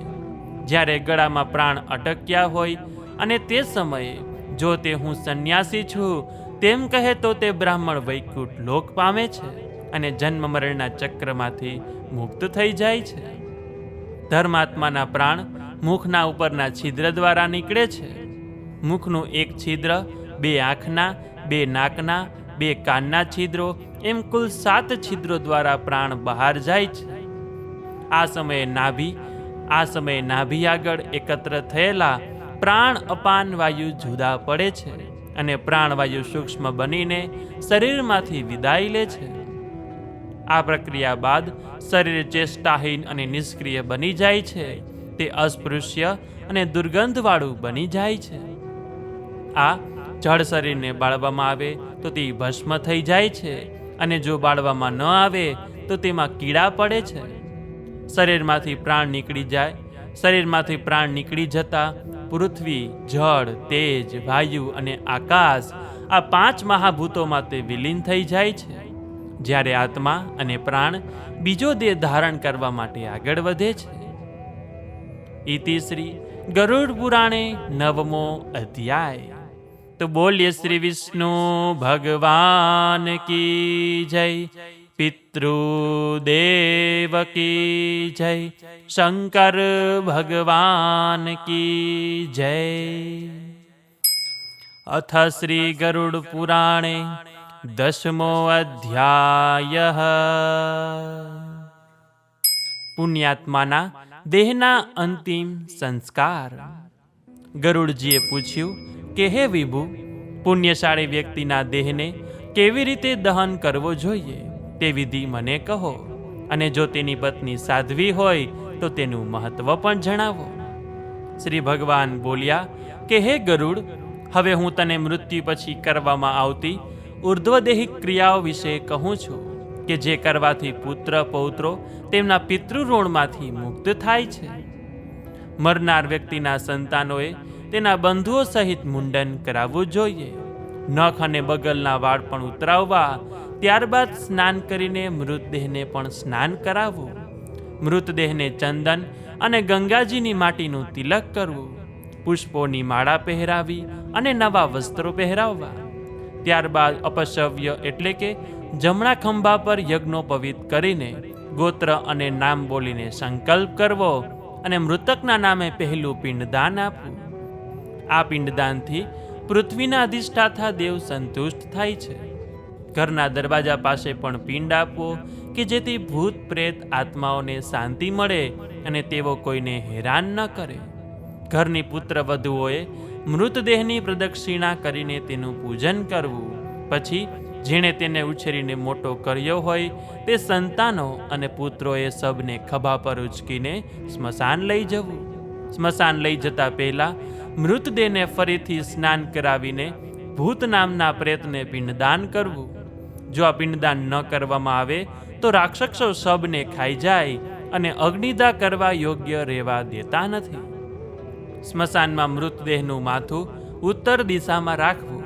અગ્નિદા કરવાની જગ્યાને પાણીથી સાફ કરી ગાયના છાણથી લીપવી. ત્યારબાદ અંગૂઠા અને ટચલી આંગળી ભેગી કરીને થોડી માટી ઉપાડવી અને ત્યાં વિધિપૂર્વક અગ્નિની સ્થાપના કરવી. અગ્નિને પ્રાર્થના કરતા કહેવાનું કે હે અગ્નિદેવ, તમે ભૂતોને ધારણ કરનારા, જગતની ઉત્પત્તિના સ્થાન અને ભૂતોનું પાલન કરનારા છો, તેથી તમે આ જીવને સ્વર્ગલોકમાં લઈ જાઓ. પછી ચંદન, ખાખરો અને પીપળાના લાકડાથી ચિતા બનાવી તેના પર મૃતદેહને સુવડાવવો. ત્યાર પછી ચંદન, તુલસી, ખાખરોના લાકડાથી ચિતા બનાવી તેના પર મૃતદેહ સુવડાવવો. ચિતા પર એક પિંડ અને બીજો પિંડ મૃતકના હાથમાં પ્ર નામના પ્રેત માટે મૂકવો. આ 5 પિંડ આપવાથી જ મૃતદેહ અગ્નિદહનને યોગ્ય બને છે. જો કોઈ વ્યક્તિનું મૃત્યુ પંચકમાં થાય તો તેનું પ્રાયશ્ચિત કરવું જરૂરી છે, નહીતર તેની સદગતિ થતી નથી. જો પ્રાયશ્ચિત કર્યા વિના દહન ક્રિયા કરવામાં આવે તો કુળમાં વિઘ્નો આવ્યા કરે છે. પંચકમાં મૃત્યુ પામેલા વ્યક્તિ માટે દર્ભના 4 પૂતળા બનાવી તેમને મંત્રિત કરવા, પછી જયંત મંત્ર અને કક્ષ મંત્ર વડે હોમ કરીને તે પૂતળાને મૃતદેહ સાથે દહન કરવા. સબ અડધું બળી ગયા પછી અથવા પૂરેપૂરું બળી ગયા પછી તેના મસ્તકને ફોડવું. ગૃહસ્થનું મસ્તક લાકડાથી અને યતિઓનું શ્રીફળથી ફોડવું જોઈએ. બ્રહ્મલોકની પ્રાપ્તિ માટે બ્રહ્મરંધ્રમાં કાણું પાડીને ઘીની આહુતિ આપવી અને શોક પ્રગટ કરવો. સબ બળી ગયા પછી સ્ત્રી પુત્રાદિએ મરનારનું નામ અને ગોત્ર બોલીને તલ અને પાણીથી તિલાંજલિ આપવી. કડવા લીમડાના પાન ચાવીને મરનારના ગુણગાન ગાવા. પછી સ્ત્રીઓને આગળ કરીને ઘરે પાછા ફરવું, સ્નાન કરવું અને અન્યના ઘરે બનેલું ભોજન પાંદડાના પતરાડામાં ખાવું જોઈએ. મૃત્યુ થયું હોય તે જગ્યાને છાણથી લીપીને 10 દિવસ સુધી દક્ષિણ દિશા તરફ દીવો કરવો. સૂર્યાસ્ત પછી સ્મશાનમાં માટીના પાત્રમાં દૂધ અને પાણી ભરીને 3 દિવસ સુધી મૂકવા. આ પાત્રો સાંઠી અને દોરડાથી બનેલા તરવૈયા પર મૂકીને કહેવું કે હે મરનાર, તમે સ્મશાનની અગ્નિથી બળી ગયા છો અને તમારા બાંધવોએ તમારો ત્યાગ કર્યો છે. આ પાત્રોમાંનું દૂધ અને જળ સ્વીકારો. ચોથે દિવસે અથવા અનુકૂળ ન હોય તો બીજા કે ત્રીજા દિવસે ટાઢી વાળવા સ્મશાને જવું. ત્યાં સ્નાન કરીને ઊન અને સૂતરની પવિત્રી ધારણ કરવી અને ચંડાળને દાન આપવું. અડદનું બલિદાન આપતા યમાયત્વેતીનો ઉચ્ચાર કરવો અને 3 ડાબી પ્રદક્ષિણા કરવી. ચિતા પર દૂધ અને જળ છાંટીને અસ્થિ બહાર કાઢવા. ખાખરાના પાન પર મૂકીને દૂધ જળથી ધોવા અને માટીના પાત્રમાં મૂકવા. શ્રાદ્ધ કરીને ત્રિકોણ ચોકો બનાવી દક્ષિણ દિશામાં બેસીને 3 દિશામાં પિંડ આપવા. પછી તે પાત્રને પાણીમાં નાખવું. તે અસ્થિઓને ઊંડા પાણીવાળા તળાવમાં કે નદીમાં દૂધ જળથી પલાળી કેસર ચંદન ચડાવીને હૃદયને માથાને અડાડીને વિધિપૂર્વક જળમાં પધરાવવા. જો 10 દિવસમાં અસ્થિ ગંગાજીમાં પધરાવવામાં આવે તો તે જીવ બ્રહ્મલોકમાંથી પાછો આવતો નથી.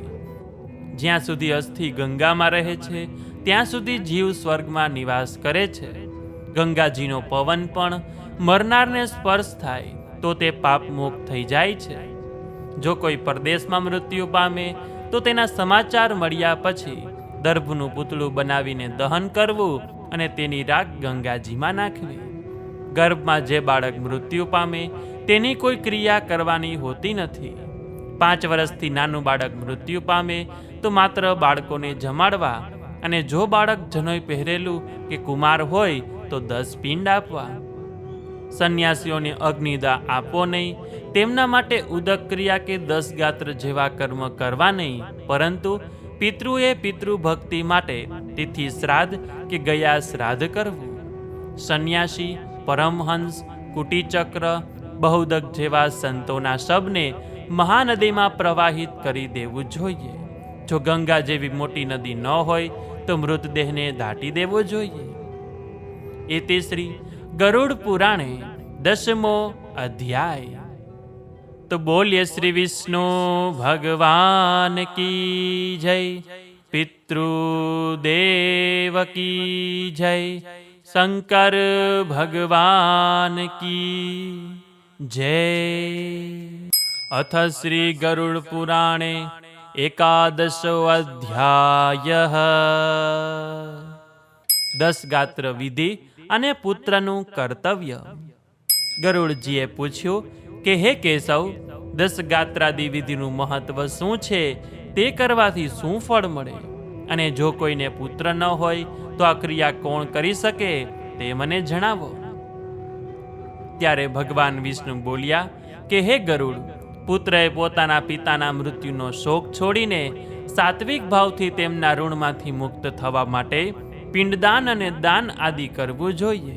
પણ જો કોઈને પુત્ર ન હોય તો આ કાર્ય પત્ની પણ કરી શકે છે.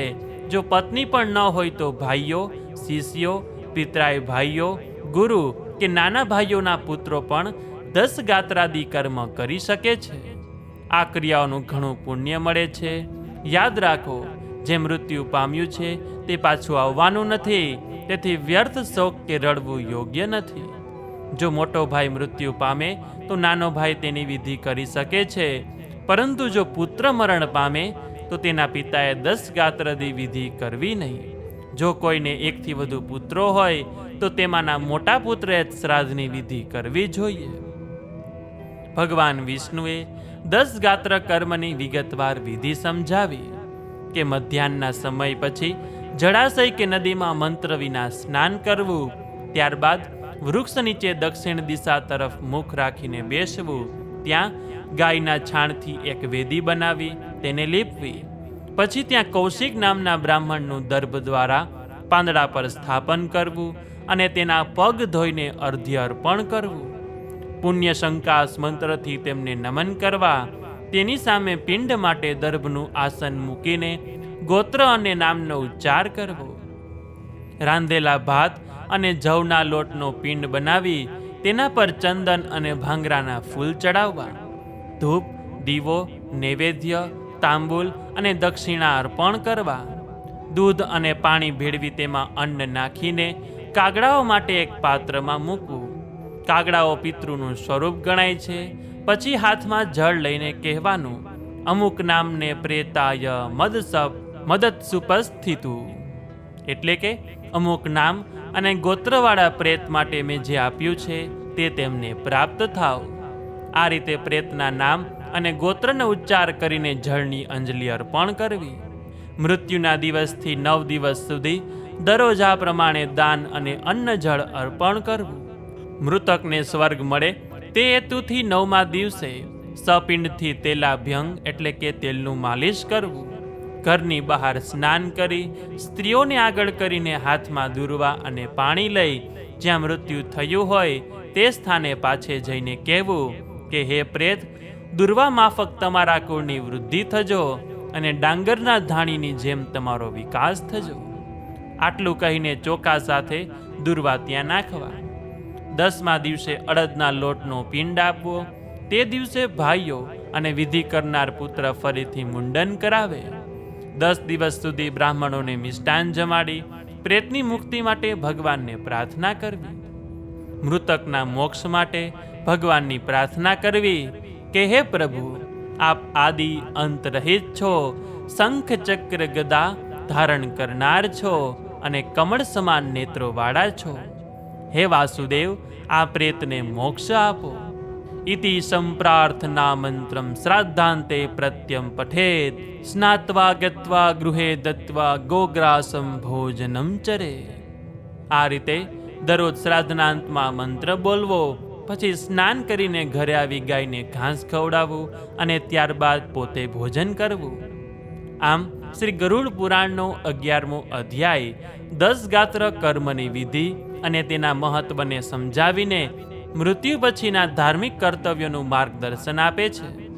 આ વિધિ કરવાથી મૃતકને શાંતિ મળે છે અને કર્તા પિતૃઋણમાંથી મુક્ત થાય છે. ઇતિ શ્રી ગરુડ પુરાણે એકાદશો અધ્યાય. તો બોલીએ શ્રી વિષ્ણુ ભગવાન કી જય, પિતૃદેવ કી જય, શંકર ભગવાન કી જય. અથ શ્રી ગરુડ પુરાણે દ્વાદશો અધ્યાયઃ. એકાદશા અને વૃક્ષોત્સર્ગની વિધિ.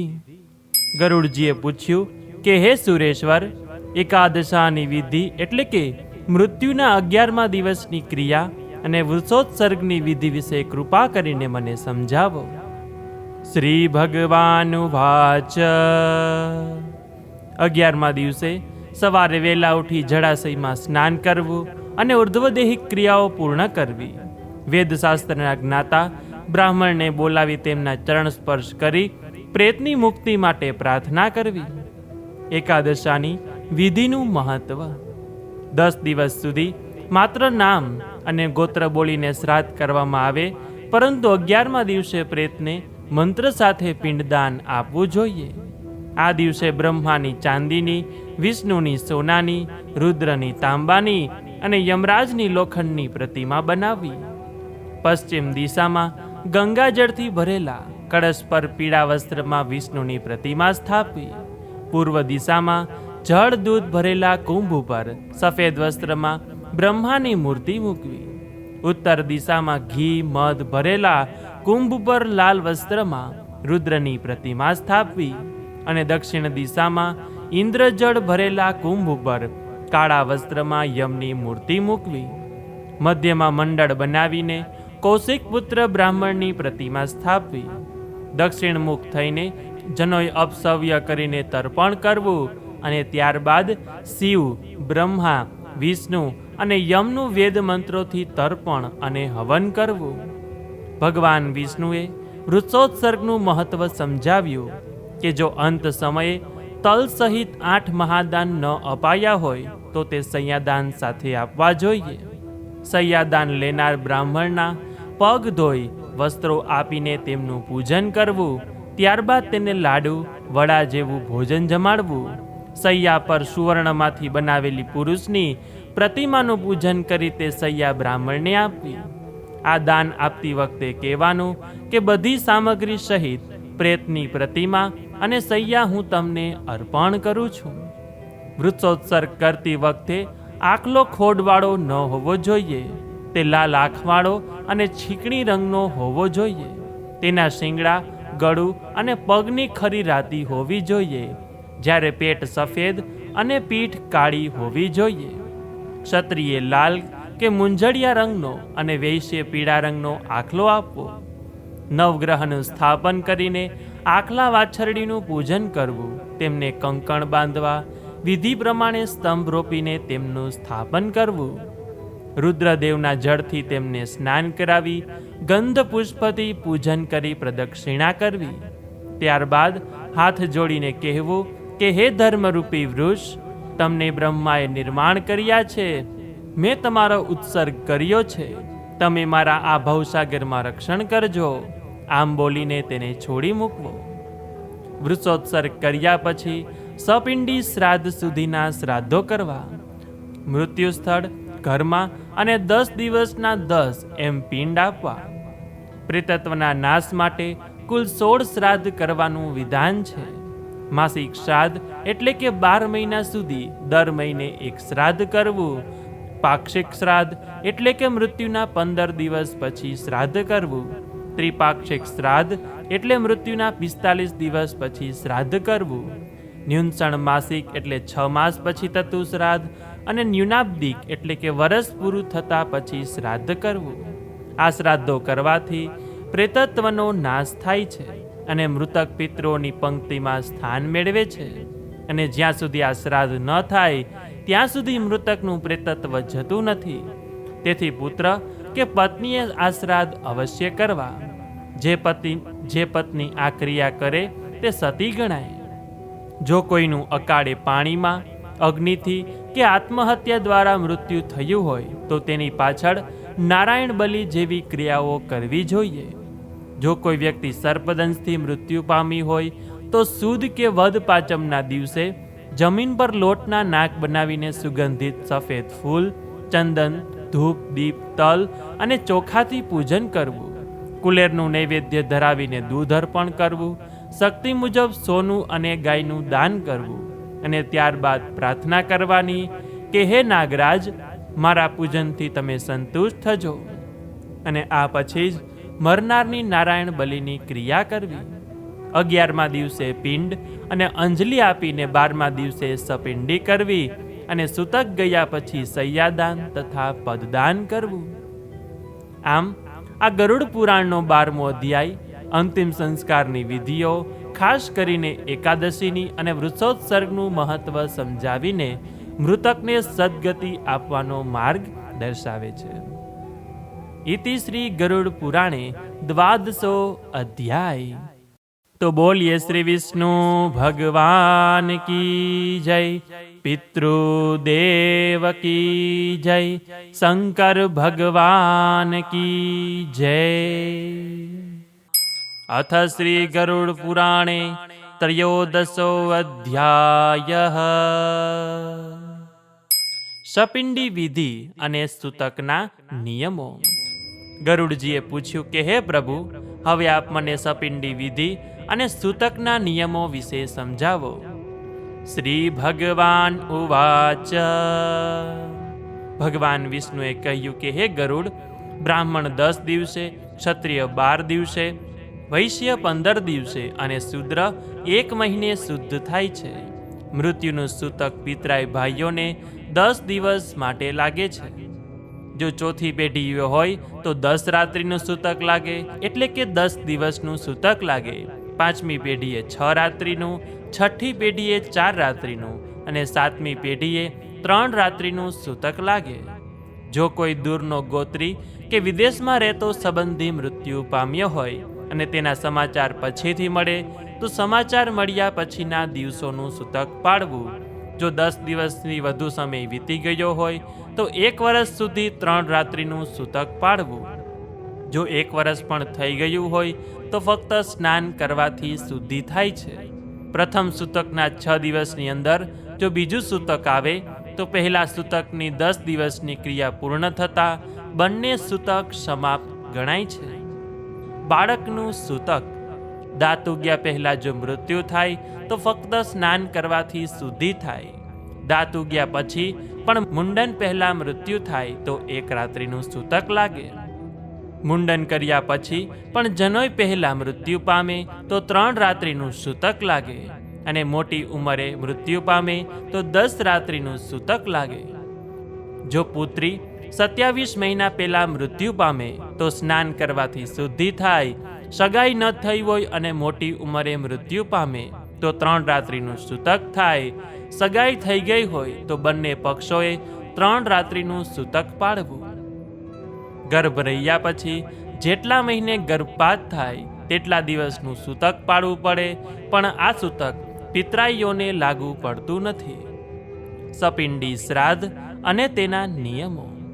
સૂતક દરમિયાન કોઈને સ્પર્શ કરવો નહીં, ખાટલા પર બેસવું નહીં અને દેવ પૂજા કરવી નહીં. જો કે બ્રહ્મચારી, યતિ, અગ્નિહોત્રી અને રાજાને સૂતક લાગતું નથી. જ્યાં સુધી સપિંડી શ્રાદ્ધ ન થાય ત્યાં સુધી કોઈ પણ શુભ કાર્ય કરી શકાતું નથી. તેથી 12મા દિવસે મૃત્યુ સ્થાનને ગાયના છાણથી લીપી શાસ્ત્રોક્ત વિધિથી સપિંડી શ્રાદ્ધ કરવું. સપિંડી શ્રાદ્ધમાં વસુ, રુદ્ર અને સૂર્યનું રૂપ ધારણ કરેલા પિતામહના 3 પિંડ મૂકવા અને ચોથો પિંડ મરનારનો મૂકવો. આ પિંડનું પૂજન કર્યા પછી મરનારના પિંડના 3 ભાગ કરીને તેમાંથી 1 ભાગ પિતામહના પિંડમાં ભેળવવો. જો પ્રપિતામહ જીવતા હોય એટલે કે પરદાદા જીવતા હોય તો 3 પિંડ આપવા. માતાનું મૃત્યુ થયું હોય અને પિતાની માતા જીવતી હોય તો માતૃ શ્રાદ્ધ પણ કરવું. માતાનો પિંડ તેની સાસુના પિંડ સાથે મેળવવો. જો માતા પિતા બંનેને એક જ ચિતામાં બાળવામાં આવ્યા હોય તો પણ સપિંડીકરણ અલગ કરવું જોઈએ. સપિંડી શ્રાદ્ધ પછી પિતૃઓનું તર્પણ કરવું. વૈદિક મંત્રો સાથે સ્વધા અને હંત બોલીને અતિથિઓને ભોજન કરાવવું. આનાથી પિતૃઓને તૃપ્તિ મળે છે અને પછી પોતાની શક્તિ અનુસાર બ્રાહ્મણોને દાન આપવું. સૂતક ગયા પછી સુંદર રીતે શણગારેલી સૈયાનું દાન કરવું. તેની નજીક છત્રી, દીવો, રૂપાનું આસન, ચામર, શૃંગારના સાધનો અને મુખવાસના પદાર્થો મૂકવા. સૈયા પર લક્ષ્મીનારાયણની મૂર્તિ મૂકવી. પછી બ્રાહ્મણ અને તેમની પત્નીને વસ્ત્રો અને ઘરેણાં આપીને પૂજન કરવું. હાથમાં પુષ્પાંજલિ લઈને ઉત્તર દિશા તરફ મુખ કરીને કહેવું કે હે પ્રભુ, આપની ક્ષીરસાગર જેવી સૈયા છે તેવી જ સૈયા મારા પિતરોને સુવા માટે પ્રાપ્ત થાવ. આ સૈયાદાન સત્પાત્રને જ આપવું. જો અપાત્રને આપવામાં આવે તો દાન આપનાર નરકનો અધિકારી બને છે. સૈયાદાન પછી 13 પદદાન કરવા. તેમાં છત્રી, જોડા, વસ્ત્ર, વીંટી, કમંડળ, આસન, દંડ અને તાંબાનું પાત્ર જેવી વસ્તુઓનો સમાવેશ થાય છે. અને આ દાનથી મૃતકને યમ માર્ગમાં સુવિધા મળે છે. સપિંડી શ્રાદ્ધ થયા પછી 1 વર્ષ સુધી દર મહિને મૃત્યુની તિથિએ પિંડ સાથે જળનો કુંભ આપવો. બધા શ્રાદ્ધો પૂરા થયા પછી વાર્ષિક શ્રાદ્ધ કરવું. આ શ્રાદ્ધ ગયા શ્રાદ્ધ જેવું જ માનવામાં આવે છે. તુલસીની માંજરોથી વિષ્ણુ ચરણનું પૂજન કરવું. ગયા સુરના મસ્તક પર સૂકા પાંદડા જેટલો નાનો પણ પિંડ મૂકવામાં આવે તો 71 પેઢીનો ઉદ્ધાર થાય છે. ભગવાન વિષ્ણુએ અંતમાં કહ્યું કે જે વ્યક્તિ વિધિસર રીતે શ્રાદ્ધ કરે અને મારું ગરુડ પુરાણ સાંભળે તેના પિતૃઓ તૃપ્ત થાય અને ધર્મરાજ યમરાજના મંદિરમાં તેને સન્માન સાથે સ્થાન મળે. સુતજીએ સૌનક ઋષિને કહ્યું કે ભગવાન વિષ્ણુએ ઉર્ધ્વદેહિક દાનમાં જે ફળ જણાવ્યા તે સાંભળીને ગરુડજી અત્યંત આનંદિત થયા. ઇતિ શ્રી ગરુડ પુરાણે 13 અધ્યાય. તો બોલીએ શ્રી વિષ્ણુ ભગવાન કી જય, પિતૃદેવ કી જય, શંકર ભગવાન કી જય. અથ શ્રી ગરુડ પુરાણે 14 અધ્યાય. યમલોકનું વર્ણન. ગરુડજીએ પૂછ્યું કે હે પ્રભુ, મને જણાવો કે યમલોક કેટલો મોટો છે અને કોણે બનાવ્યો છે, તે કેવો દેખાય છે. જે સભામાં ધર્મરાજ બેસે છે તે સભા કેવી છે. હે દયાનિધે, જે ધર્માત્મા પુરુષો જે ધર્મ માર્ગે થઈને ધર્મ મંદિરમાં જાય છે તે માર્ગનું પણ મને વર્ણન કરો. શ્રી ભગવાન ઉવાચ. હે ગરુડ, નારદ જેવા દેવર્ષિઓ જેને જાણવા ઈચ્છે છે તે સ્વર્ગીય ધર્મનગર ઘણા પુણ્યોના બળથી પ્રાપ્ત થાય છે. આ નગરનું વર્ણન હું તને વિસ્તારપૂર્વક કહું છું. યમપુરી અને ચિત્રગુપ્તનું ભવન. યમપુરી એટલે કે યમલોક પૃથ્વીની દક્ષિણ નૈઋત્ય દિશામાં આવેલું છે. તેને અનેક દરવાજા, મજબૂત કિલ્લાઓ અને વિવિધ માર્ગો છે. આ નગર 1000 યોજન એટલે કે 8000 માઇલ જેટલા વિશાળ વિસ્તારમાં ફેલાયેલું છે. આ નગરમાં એક ભવ્ય મંદિર છે જેનું નિર્માણ સ્વયં દેવ શિલ્પીઓએ કર્યું છે. આ મંદિર 25 યોજન લાંબુ અને 10 યોજન ઊંચું છે. તે લોખંડની દિવાલોથી ઘેરાયેલું છે અને સેંકડો ધ્વજાઓ અને પતાકાઓથી શોભી રહ્યું છે. અહીં સંગીતકારો અને ગાયકોનો કલરવ ગુંજતો રહે છે અને આ મંદિર મનોરમ બાગ બગીચાઓથી સુશોભિત છે. ચિત્રગુપ્તના ભવનની આસપાસ રોગોના ભવનો આવેલા છે કે જે યમપુરીના નગરનો ભાગ છે. પૂર્વ દિશામાં તાવનું મોટું ભવન છે. દક્ષિણ દિશામાં સૂળ અને વિસ્ફોટક જેવા રોગોના આવાસ છે. પશ્ચિમ દિશામાં કાલપાસ અને અપચો અને અરુચિના ભવનો આવેલા છે. ઉત્તર દિશામાં રાજરોગ અને પાંડુ રોગના આવાસ આવેલા છે. ઈશાન ખૂણામાં માથાના દુખાવાના આવાસ છે. અગ્નિ ખૂણામાં બેભાન થવું તેના આવાસ આવેલા છે. નૈઋત્ય ખૂણામાં ઝાડાનું ભવન આવેલું છે અને વાયવ્ય ખૂણામાં શરદી અને બળતરના ભવનો આવેલા છે. ચિત્રગુપ્ત દરેક મનુષ્યના શુભ અને અશુભ કર્મનો હિસાબ આ ભવનમાં જ લખે છે. ધર્મરાજાની દિવ્ય સભા. ચિત્રગુપ્તના ઘરથી 20 યોજન દૂર અને નગરની મધ્યમાં ધર્મરાજાનું એક દિવ્ય અને રત્નમય મંદિર છે. તે સ્વર્ગીય રત્નોથી જડેલું છે અને સૂર્ય સમાન તેજસ્વી લાગે છે. તે 200 યોજનમાં ફેલાયેલું અને 50 યોજન ઊંચું છે. આ ભવન 1000 મણિજડિત સ્તંભો પર ઊભું છે.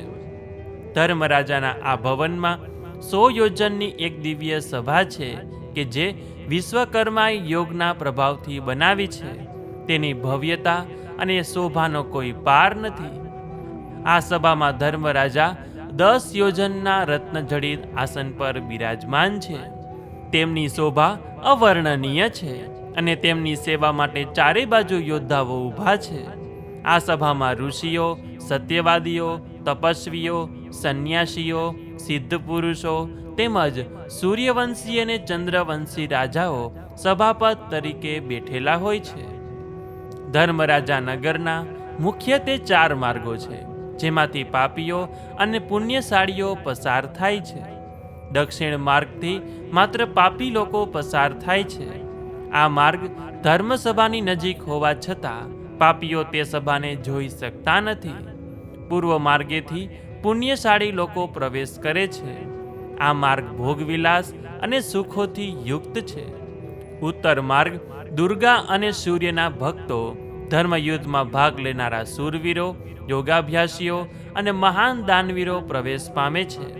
અને પશ્ચિમ માર્ગમાં વિષ્ણુ ભક્તો, ગાયત્રી ભક્તો, વેદના જ્ઞાતા, અગ્નિહોત્ર કરનારા અને સંતો પ્રવેશ પામે છે.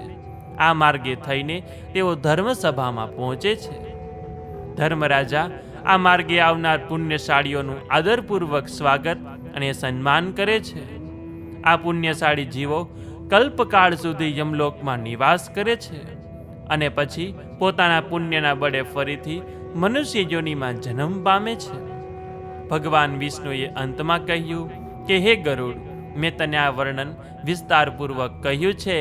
જે કોઈ આ કથાને સાંભળશે તે યમરાજની સભામાં આદરપૂર્વક પ્રવેશ પામશે અને સદગતિ પ્રાપ્ત કરશે. ઇતિ શ્રી ગરુડ પુરાણે ચતુર્દશો અધ્યાય.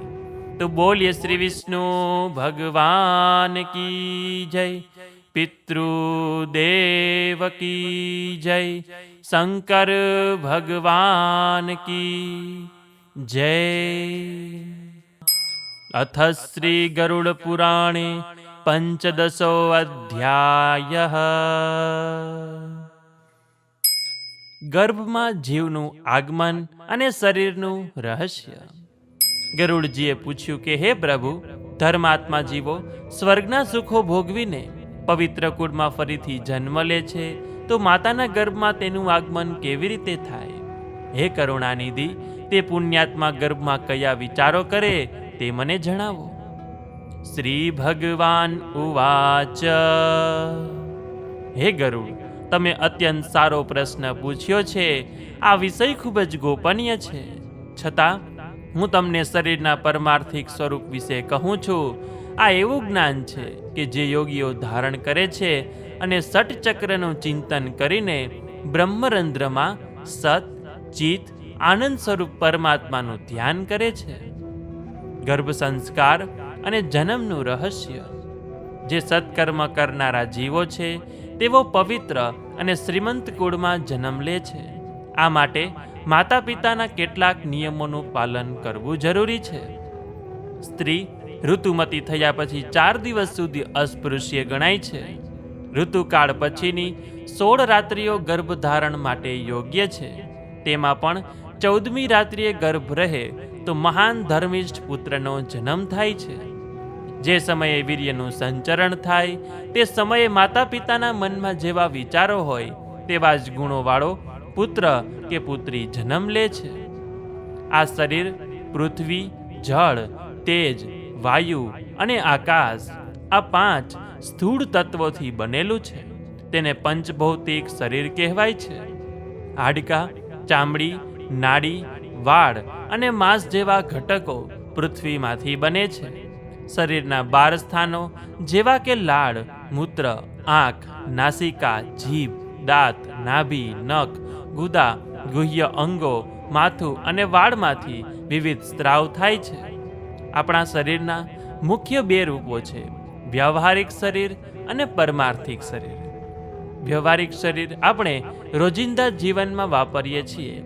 તેમાં 3.5 કરોડ વાળ, 7 લાખ કેસ, 20 નખ, 32 દાંત 100 તોલા લોહી, 1000 તોલા માંસ, 10 તોલા ચરબી, 70 તોલા ચામડી, 12 તોલા મજ્જા, 65 વીર્ય અને શોણિત, 360 હાડકા, કરોડો નસો, 50 તોલા પિત્ત અને 50 તોલા કફ હોય છે. જ્યારે પરમાર્થિક શરીર એક બીજું આધ્યાત્મિક સ્વરૂપ છે કે જેમાં 6 ચક્રો અને સંપૂર્ણ બ્રહ્માંડ સમાયેલું છે. પરમાર્થિક શરીર અને ષટચક્ર જો વિશે વાત કરીએ તો પગના તળિયામાં તલલોક, પગના ઉપરના ભાગમાં વિતલલોક, ઘૂંટણમાં સુતલલોક, જાંઘમાં મહાતલલોક, જાંઘના મૂળમાં તલાતલલોક, કમરમાં પાતાળલોક, નાભીમાં ભૂલોક, નાભીની ઉપર ભુવરલોક, હૃદય સ્વર્ગલોક, ગળું મહાલોક, મુખ જનલોક, કપાળ તપલોક, બ્રહ્મરંધ્ર એટલે કે તાળવું સત્યલોક માનવામાં આવે છે. હૃદયના કમળના ત્રિકોણ પર મેરુ પર્વત, નીચે મંદર પર્વત, જમણી બાજુ કૈલાસ, ડાબી બાજુ હિમાલય અને ઉપરની રેખા પર રમણ પર્વત છે. હાડકામાં જંબુદ્વીપ, મજ્જામાં શાક, માંસમાં કુશ, નસોમાં ક્રોંચ, ચામડીમાં સાલમલી, વાળમાં ગોમેદ અને નખમાં પુષ્કર દ્વીપ રહેલા છે. મૂત્રમાં ખારા સમુદ્ર, પરસેવા દૂધ પાણીમાં ક્ષીર સમુદ્ર, મગજના પ્રવાહમાં સુરા સમુદ્ર, મજ્જામાં ઘૃત સમુદ્ર, શરીરમાંના રસમાં રસ સમુદ્ર, રુધિરમાં દધી સમુદ્ર અને ગળાની લંબિકા નાડીમાં શુદ્ધોદક સમુદ્ર રહેલો છે. અને ગ્રહો પણ શરીરમાં વાસ કરે છે. મનુષ્યના શરીરમાં 6 મુખ્ય ચક્રો છે: મૂલાધાર, સ્વાધિષ્ઠાન, મણિપુર, અનાહત, વિશુદ્ધ અને આજ્ઞા. મૂલાધાર એટલે કે ગુદા અને લિંગની વચ્ચે 4 પાંખડીવાળું તેજસ્વી ચક્ર. સ્વાધિષ્ઠાન લિંગના સ્થાન પર 6 પાંખડીવાળું સૂર્ય સમાન તેજસ્વી ચક્ર. મણિપુર નાભીના સ્થાન પર 10 પાંખડીવાળું લાલ રંગનું ચક્ર. અનાહત હૃદયમાં 12 પાંખડીવાળું ચક્ર. વિશુદ્ધ કંઠમાં 16 સ્વરવાળું નિર્મળ ચક્ર. અને આજ્ઞા એટલે કે ભ્રમરની વચ્ચે 2 પાંખડીવાળું ચક્ર. આજ્ઞા ચક્રની ઉપર સહસ્ત્ર હજાર પાંખડીવાળું કમળ છે કે જેમાં સત, ચિત, આનંદ સ્વરૂપ ભગવાન શિવનો વાસ છે. મનુષ્ય દિવસ દરમિયાન 21,600 વખત શ્વાસ લે છે. હના ઉચ્ચાર સાથે શ્વાસ બહાર જાય છે અને સકારથી અંદર આવે છે. આ સતત ચાલતા હંસ હંસ જાપને અજપા ગાયત્રી કહેવાય છે કે જેમાંથી 600 જાપ ગણપતિજીને, 6000 જાપ બ્રહ્માને, 6000 વિષ્ણુને, 6000 શિવને, 1000 જીવને, 1000 ગુરુને અને 1000 ચિદાત્માને પ્રાપ્ત થાય છે. શુક્ર જેવા ઋષિઓ તેમના શિષ્યોને આ જ ઉપદેશ આપે છે કે સૌપ્રથમ ભગવાનની પૂજા કરવી, પછી પવિત્ર મનથી અજપા ગાયત્રીનો જાપ કરવો, હૃદય કમળમાં હંસ સ્વરૂપે રહેલા ગુરુનું ધ્યાન કરવું, પછી આરોહ અવરોહ ક્રમમાં ષટચક્રમાં સંચાર કરતી કુંડલીની શક્તિનું ધ્યાન કરવું. બ્રહ્મ મુહૂર્તમાં સુષુમ્ણા નાડીમાં રહેલા તેજનું ધ્યાન કરવાથી વિષ્ણુ પદને પ્રાપ્ત કરી શકાય છે. ભગવાન વિષ્ણુએ અંતમાં કહ્યું છે કે આ પ્રમાણે સંસારી જીવોએ મારી ભક્તિ કરવી જોઈએ કે જે મોક્ષ આપનારી છે. આ ભક્તિ માર્ગ સંપૂર્ણ વિચાર સાથે બતાવવામાં આવ્યો છે. જે કોઈ આ કથાને સાંભળશે તેને આધ્યાત્મિક જ્ઞાન પ્રાપ્ત થશે. ઇતિ શ્રી ગરુડ પુરાણે પંચદશો અધ્યાય. તો બોલીએ શ્રી વિષ્ણુ ભગવાન કી જય, પિતૃદેવ કી જય, શંકર ભગવાન કી જય. અથ શ્રી ગરુડ પુરાણે ષષ્ઠદશો અધ્યાય. મોક્ષનો માર્ગ. ગરુડજીએ પૂછ્યું કે હે ભગવાન, હવે હું સનાતન મોક્ષનો ઉપાય જાણવા માંગુ છું. આ સંસારમાં અનેક પ્રકારના શરીરોમાં અગણિત જીવો ઉત્પન્ન થાય છે અને મૃત્યુ પામે છે. તે બધા દુઃખથી વ્યાકુળ છે અને કોઈ સુખી દેખાતો નથી. આ જીવો સંસારના બંધનોમાંથી કેવી રીતે છુટકારો મેળવી શકે? શ્રી ભગવાન ઉવાચ. હે ગરુડ, જેને સાંભળવાથી મનુષ્ય સંસારના બંધનમાંથી મુક્તિ મેળવે છે, તે વિષય હું તને કહું છું. પરબ્રહ્મ, સર્વજ્ઞ અને અવિનાશી એવા શિવ જ સત, ચિત, આનંદ સ્વરૂપ પરમેશ્વર છે અને જીવ તેમનો જ એક અંશ છે.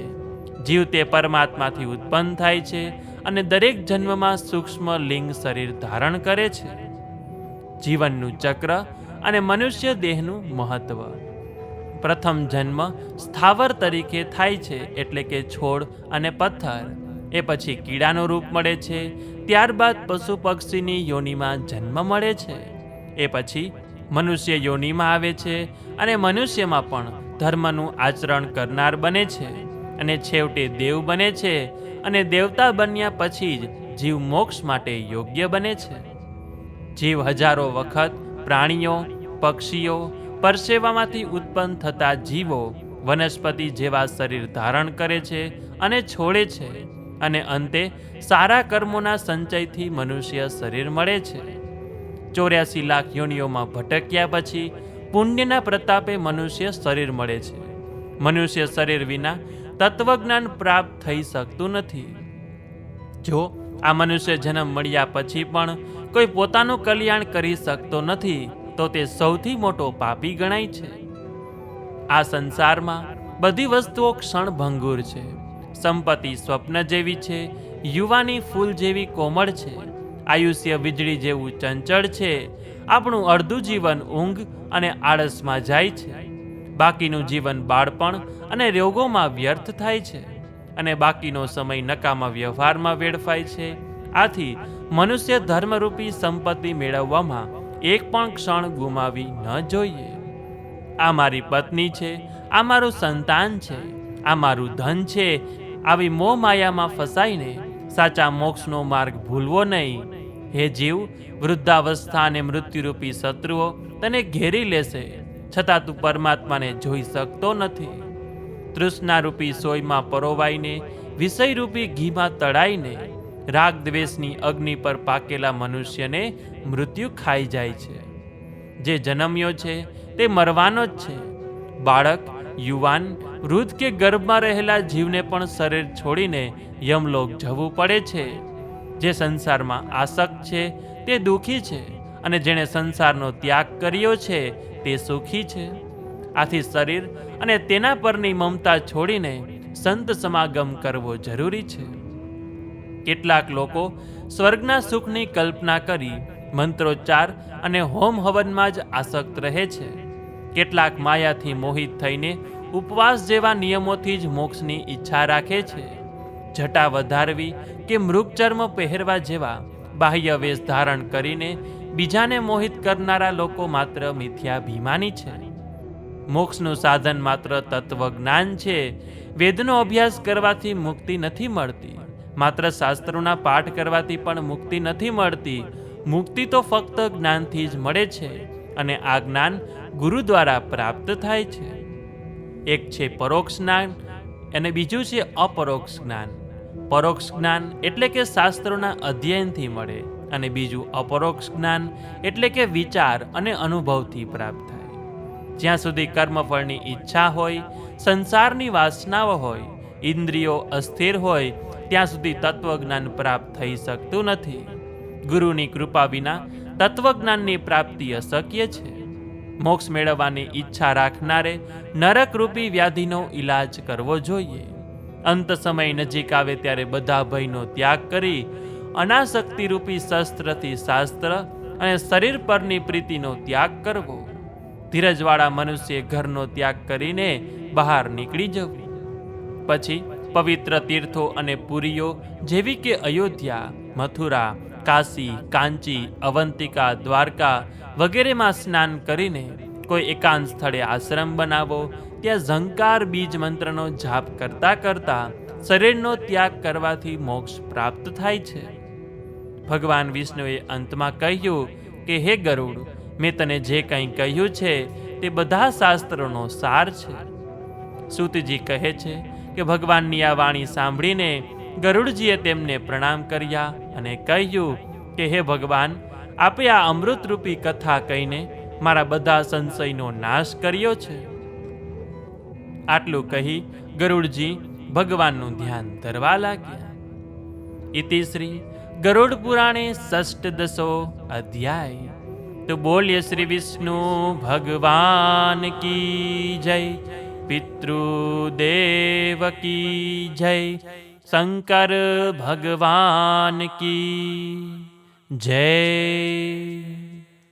અથ શ્રી ગરુડ પુરાણે સપ્તદશો અધ્યાયઃ. ગરુડ પુરાણનું મહત્વ અને શ્રવણનું ફળ. ભગવાન વિષ્ણુએ ગરુડજીને કહ્યું કે હે ગરુડ, મેં તમને મનુષ્યના મૃત્યુ પછી કરવામાં આવતી તમામ ઉર્ધ્વદેહી ક્રિયાઓ વિશે વિગતવાર જણાવ્યું છે. હવે હું તમને આ ગરુડ પુરાણનું મહત્વ અને તેને સાંભળવાના ફળ વિશે જણાવું છું. જે વ્યક્તિ મૃત્યુ પામેલા સ્વજનના નિમિત્તે 10 દિવસ સુધી આ ગરુડ પુરાણ સાંભળે છે તે તેના સર્વ પાપોમાંથી મુક્ત થઈ જાય છે. પરલોકમાં મૃતકનું કલ્યાણ થાય તે માટે જે કર્મો કરવાનું કહ્યું છે તે કરવાથી પિતૃઓને મુક્તિ મળે છે. આવા પુણ્યશાળી પુત્રને તેની મનોકામનાનું ફળ મળે છે અને તે આ લોક તેમજ પરલોકમાં સુખ ભોગવે છે.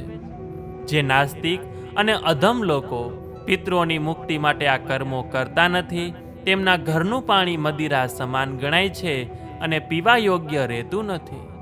દેવતાઓ અને પિતૃઓ આવા ઘર સામે જોતા પણ નથી. તેમના ક્રોધને કારણે તેવા લોકોના પુત્ર પૌત્રો હંમેશા દુઃખી અને નરકીય જીવન જીવે છે. જ્યાં સુધી પિતૃઓની અંતિમ ક્રિયાઓ પૂર્ણ ન થાય ત્યાં સુધી બ્રાહ્મણ, ક્ષત્રિય, વૈશ્ય કે શૂદ્ર કોઈ પણ વ્યક્તિ ચાંડાલ સમાન ગણાય છે.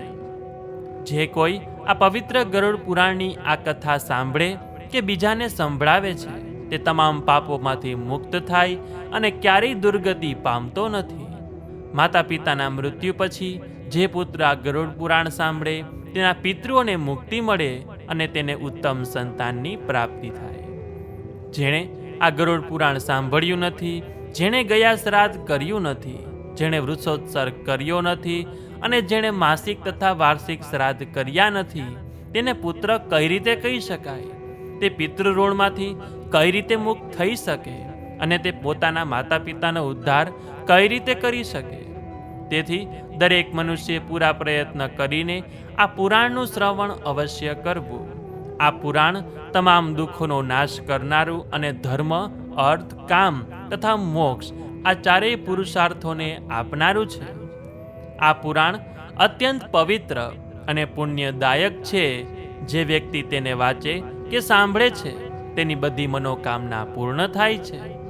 બ્રાહ્મણ સાંભળે તો તેને વિદ્યા પ્રાપ્ત થાય, ક્ષત્રિય સાંભળે તો તેને રાજ્ય પ્રાપ્ત થાય, વૈશ્ય સાંભળે તો તે ધનવાન બને અને શૂદ્ર સાંભળે તો તે પાપોમાંથી મુક્ત થાય. આ પુરાણ વાંચનારને જે દાન આપવાનું વિધાન છે તે અવશ્ય આપવું જોઈએ. જો દાન ન આપવામાં આવે તો તેના કર્મોનું ફળ મળતું નથી. સૌ પ્રથમ ગરુડ પુરાણની પૂજા કરવી, ત્યારબાદ વસ્ત્ર, આભૂષણો જેવા ઉપચારોથી પુરાણ વાંચનાર પુરોહિતોની પૂજા કરવી, તેમને ઘોડા, સોનું, જમીન વગેરેનું દાન ભક્તિપૂર્વક આપો કે જેથી મહાન પુણ્યની પ્રાપ્તિ થાય. ભગવાને ગરુડને કહ્યું કે હે ગરુડ, પુરાણ વાંચનાર પુરોહિતનું પૂજન થાય તો એમ જાણવું કે સ્વયં મારું પૂજન થયું છે. આમાં જે શંકા કરે છે તે નરકમાં જાય છે. તેથી જ્યારે પુરાણનો વાચક સંતુષ્ટ થાય ત્યારે હું પણ સંતુષ્ટ થાઉં છું. આમ શ્રી ગરુડ પુરાણનું શ્રવણ ફળ સમાપ્ત થયું અને આ પુરાણ મનુષ્યને જીવન અને મૃત્યુના રહસ્ય સમજાવી મોક્ષનો માર્ગ દર્શાવે છે. એતે શ્રી ગરુડ પુરાણે સપ્તદશો અધ્યાય. તો બોલીએ શ્રી વિષ્ણુ ભગવાન કી જય, પિતૃદેવ કી જય, શંકર ભગવાન કી જય.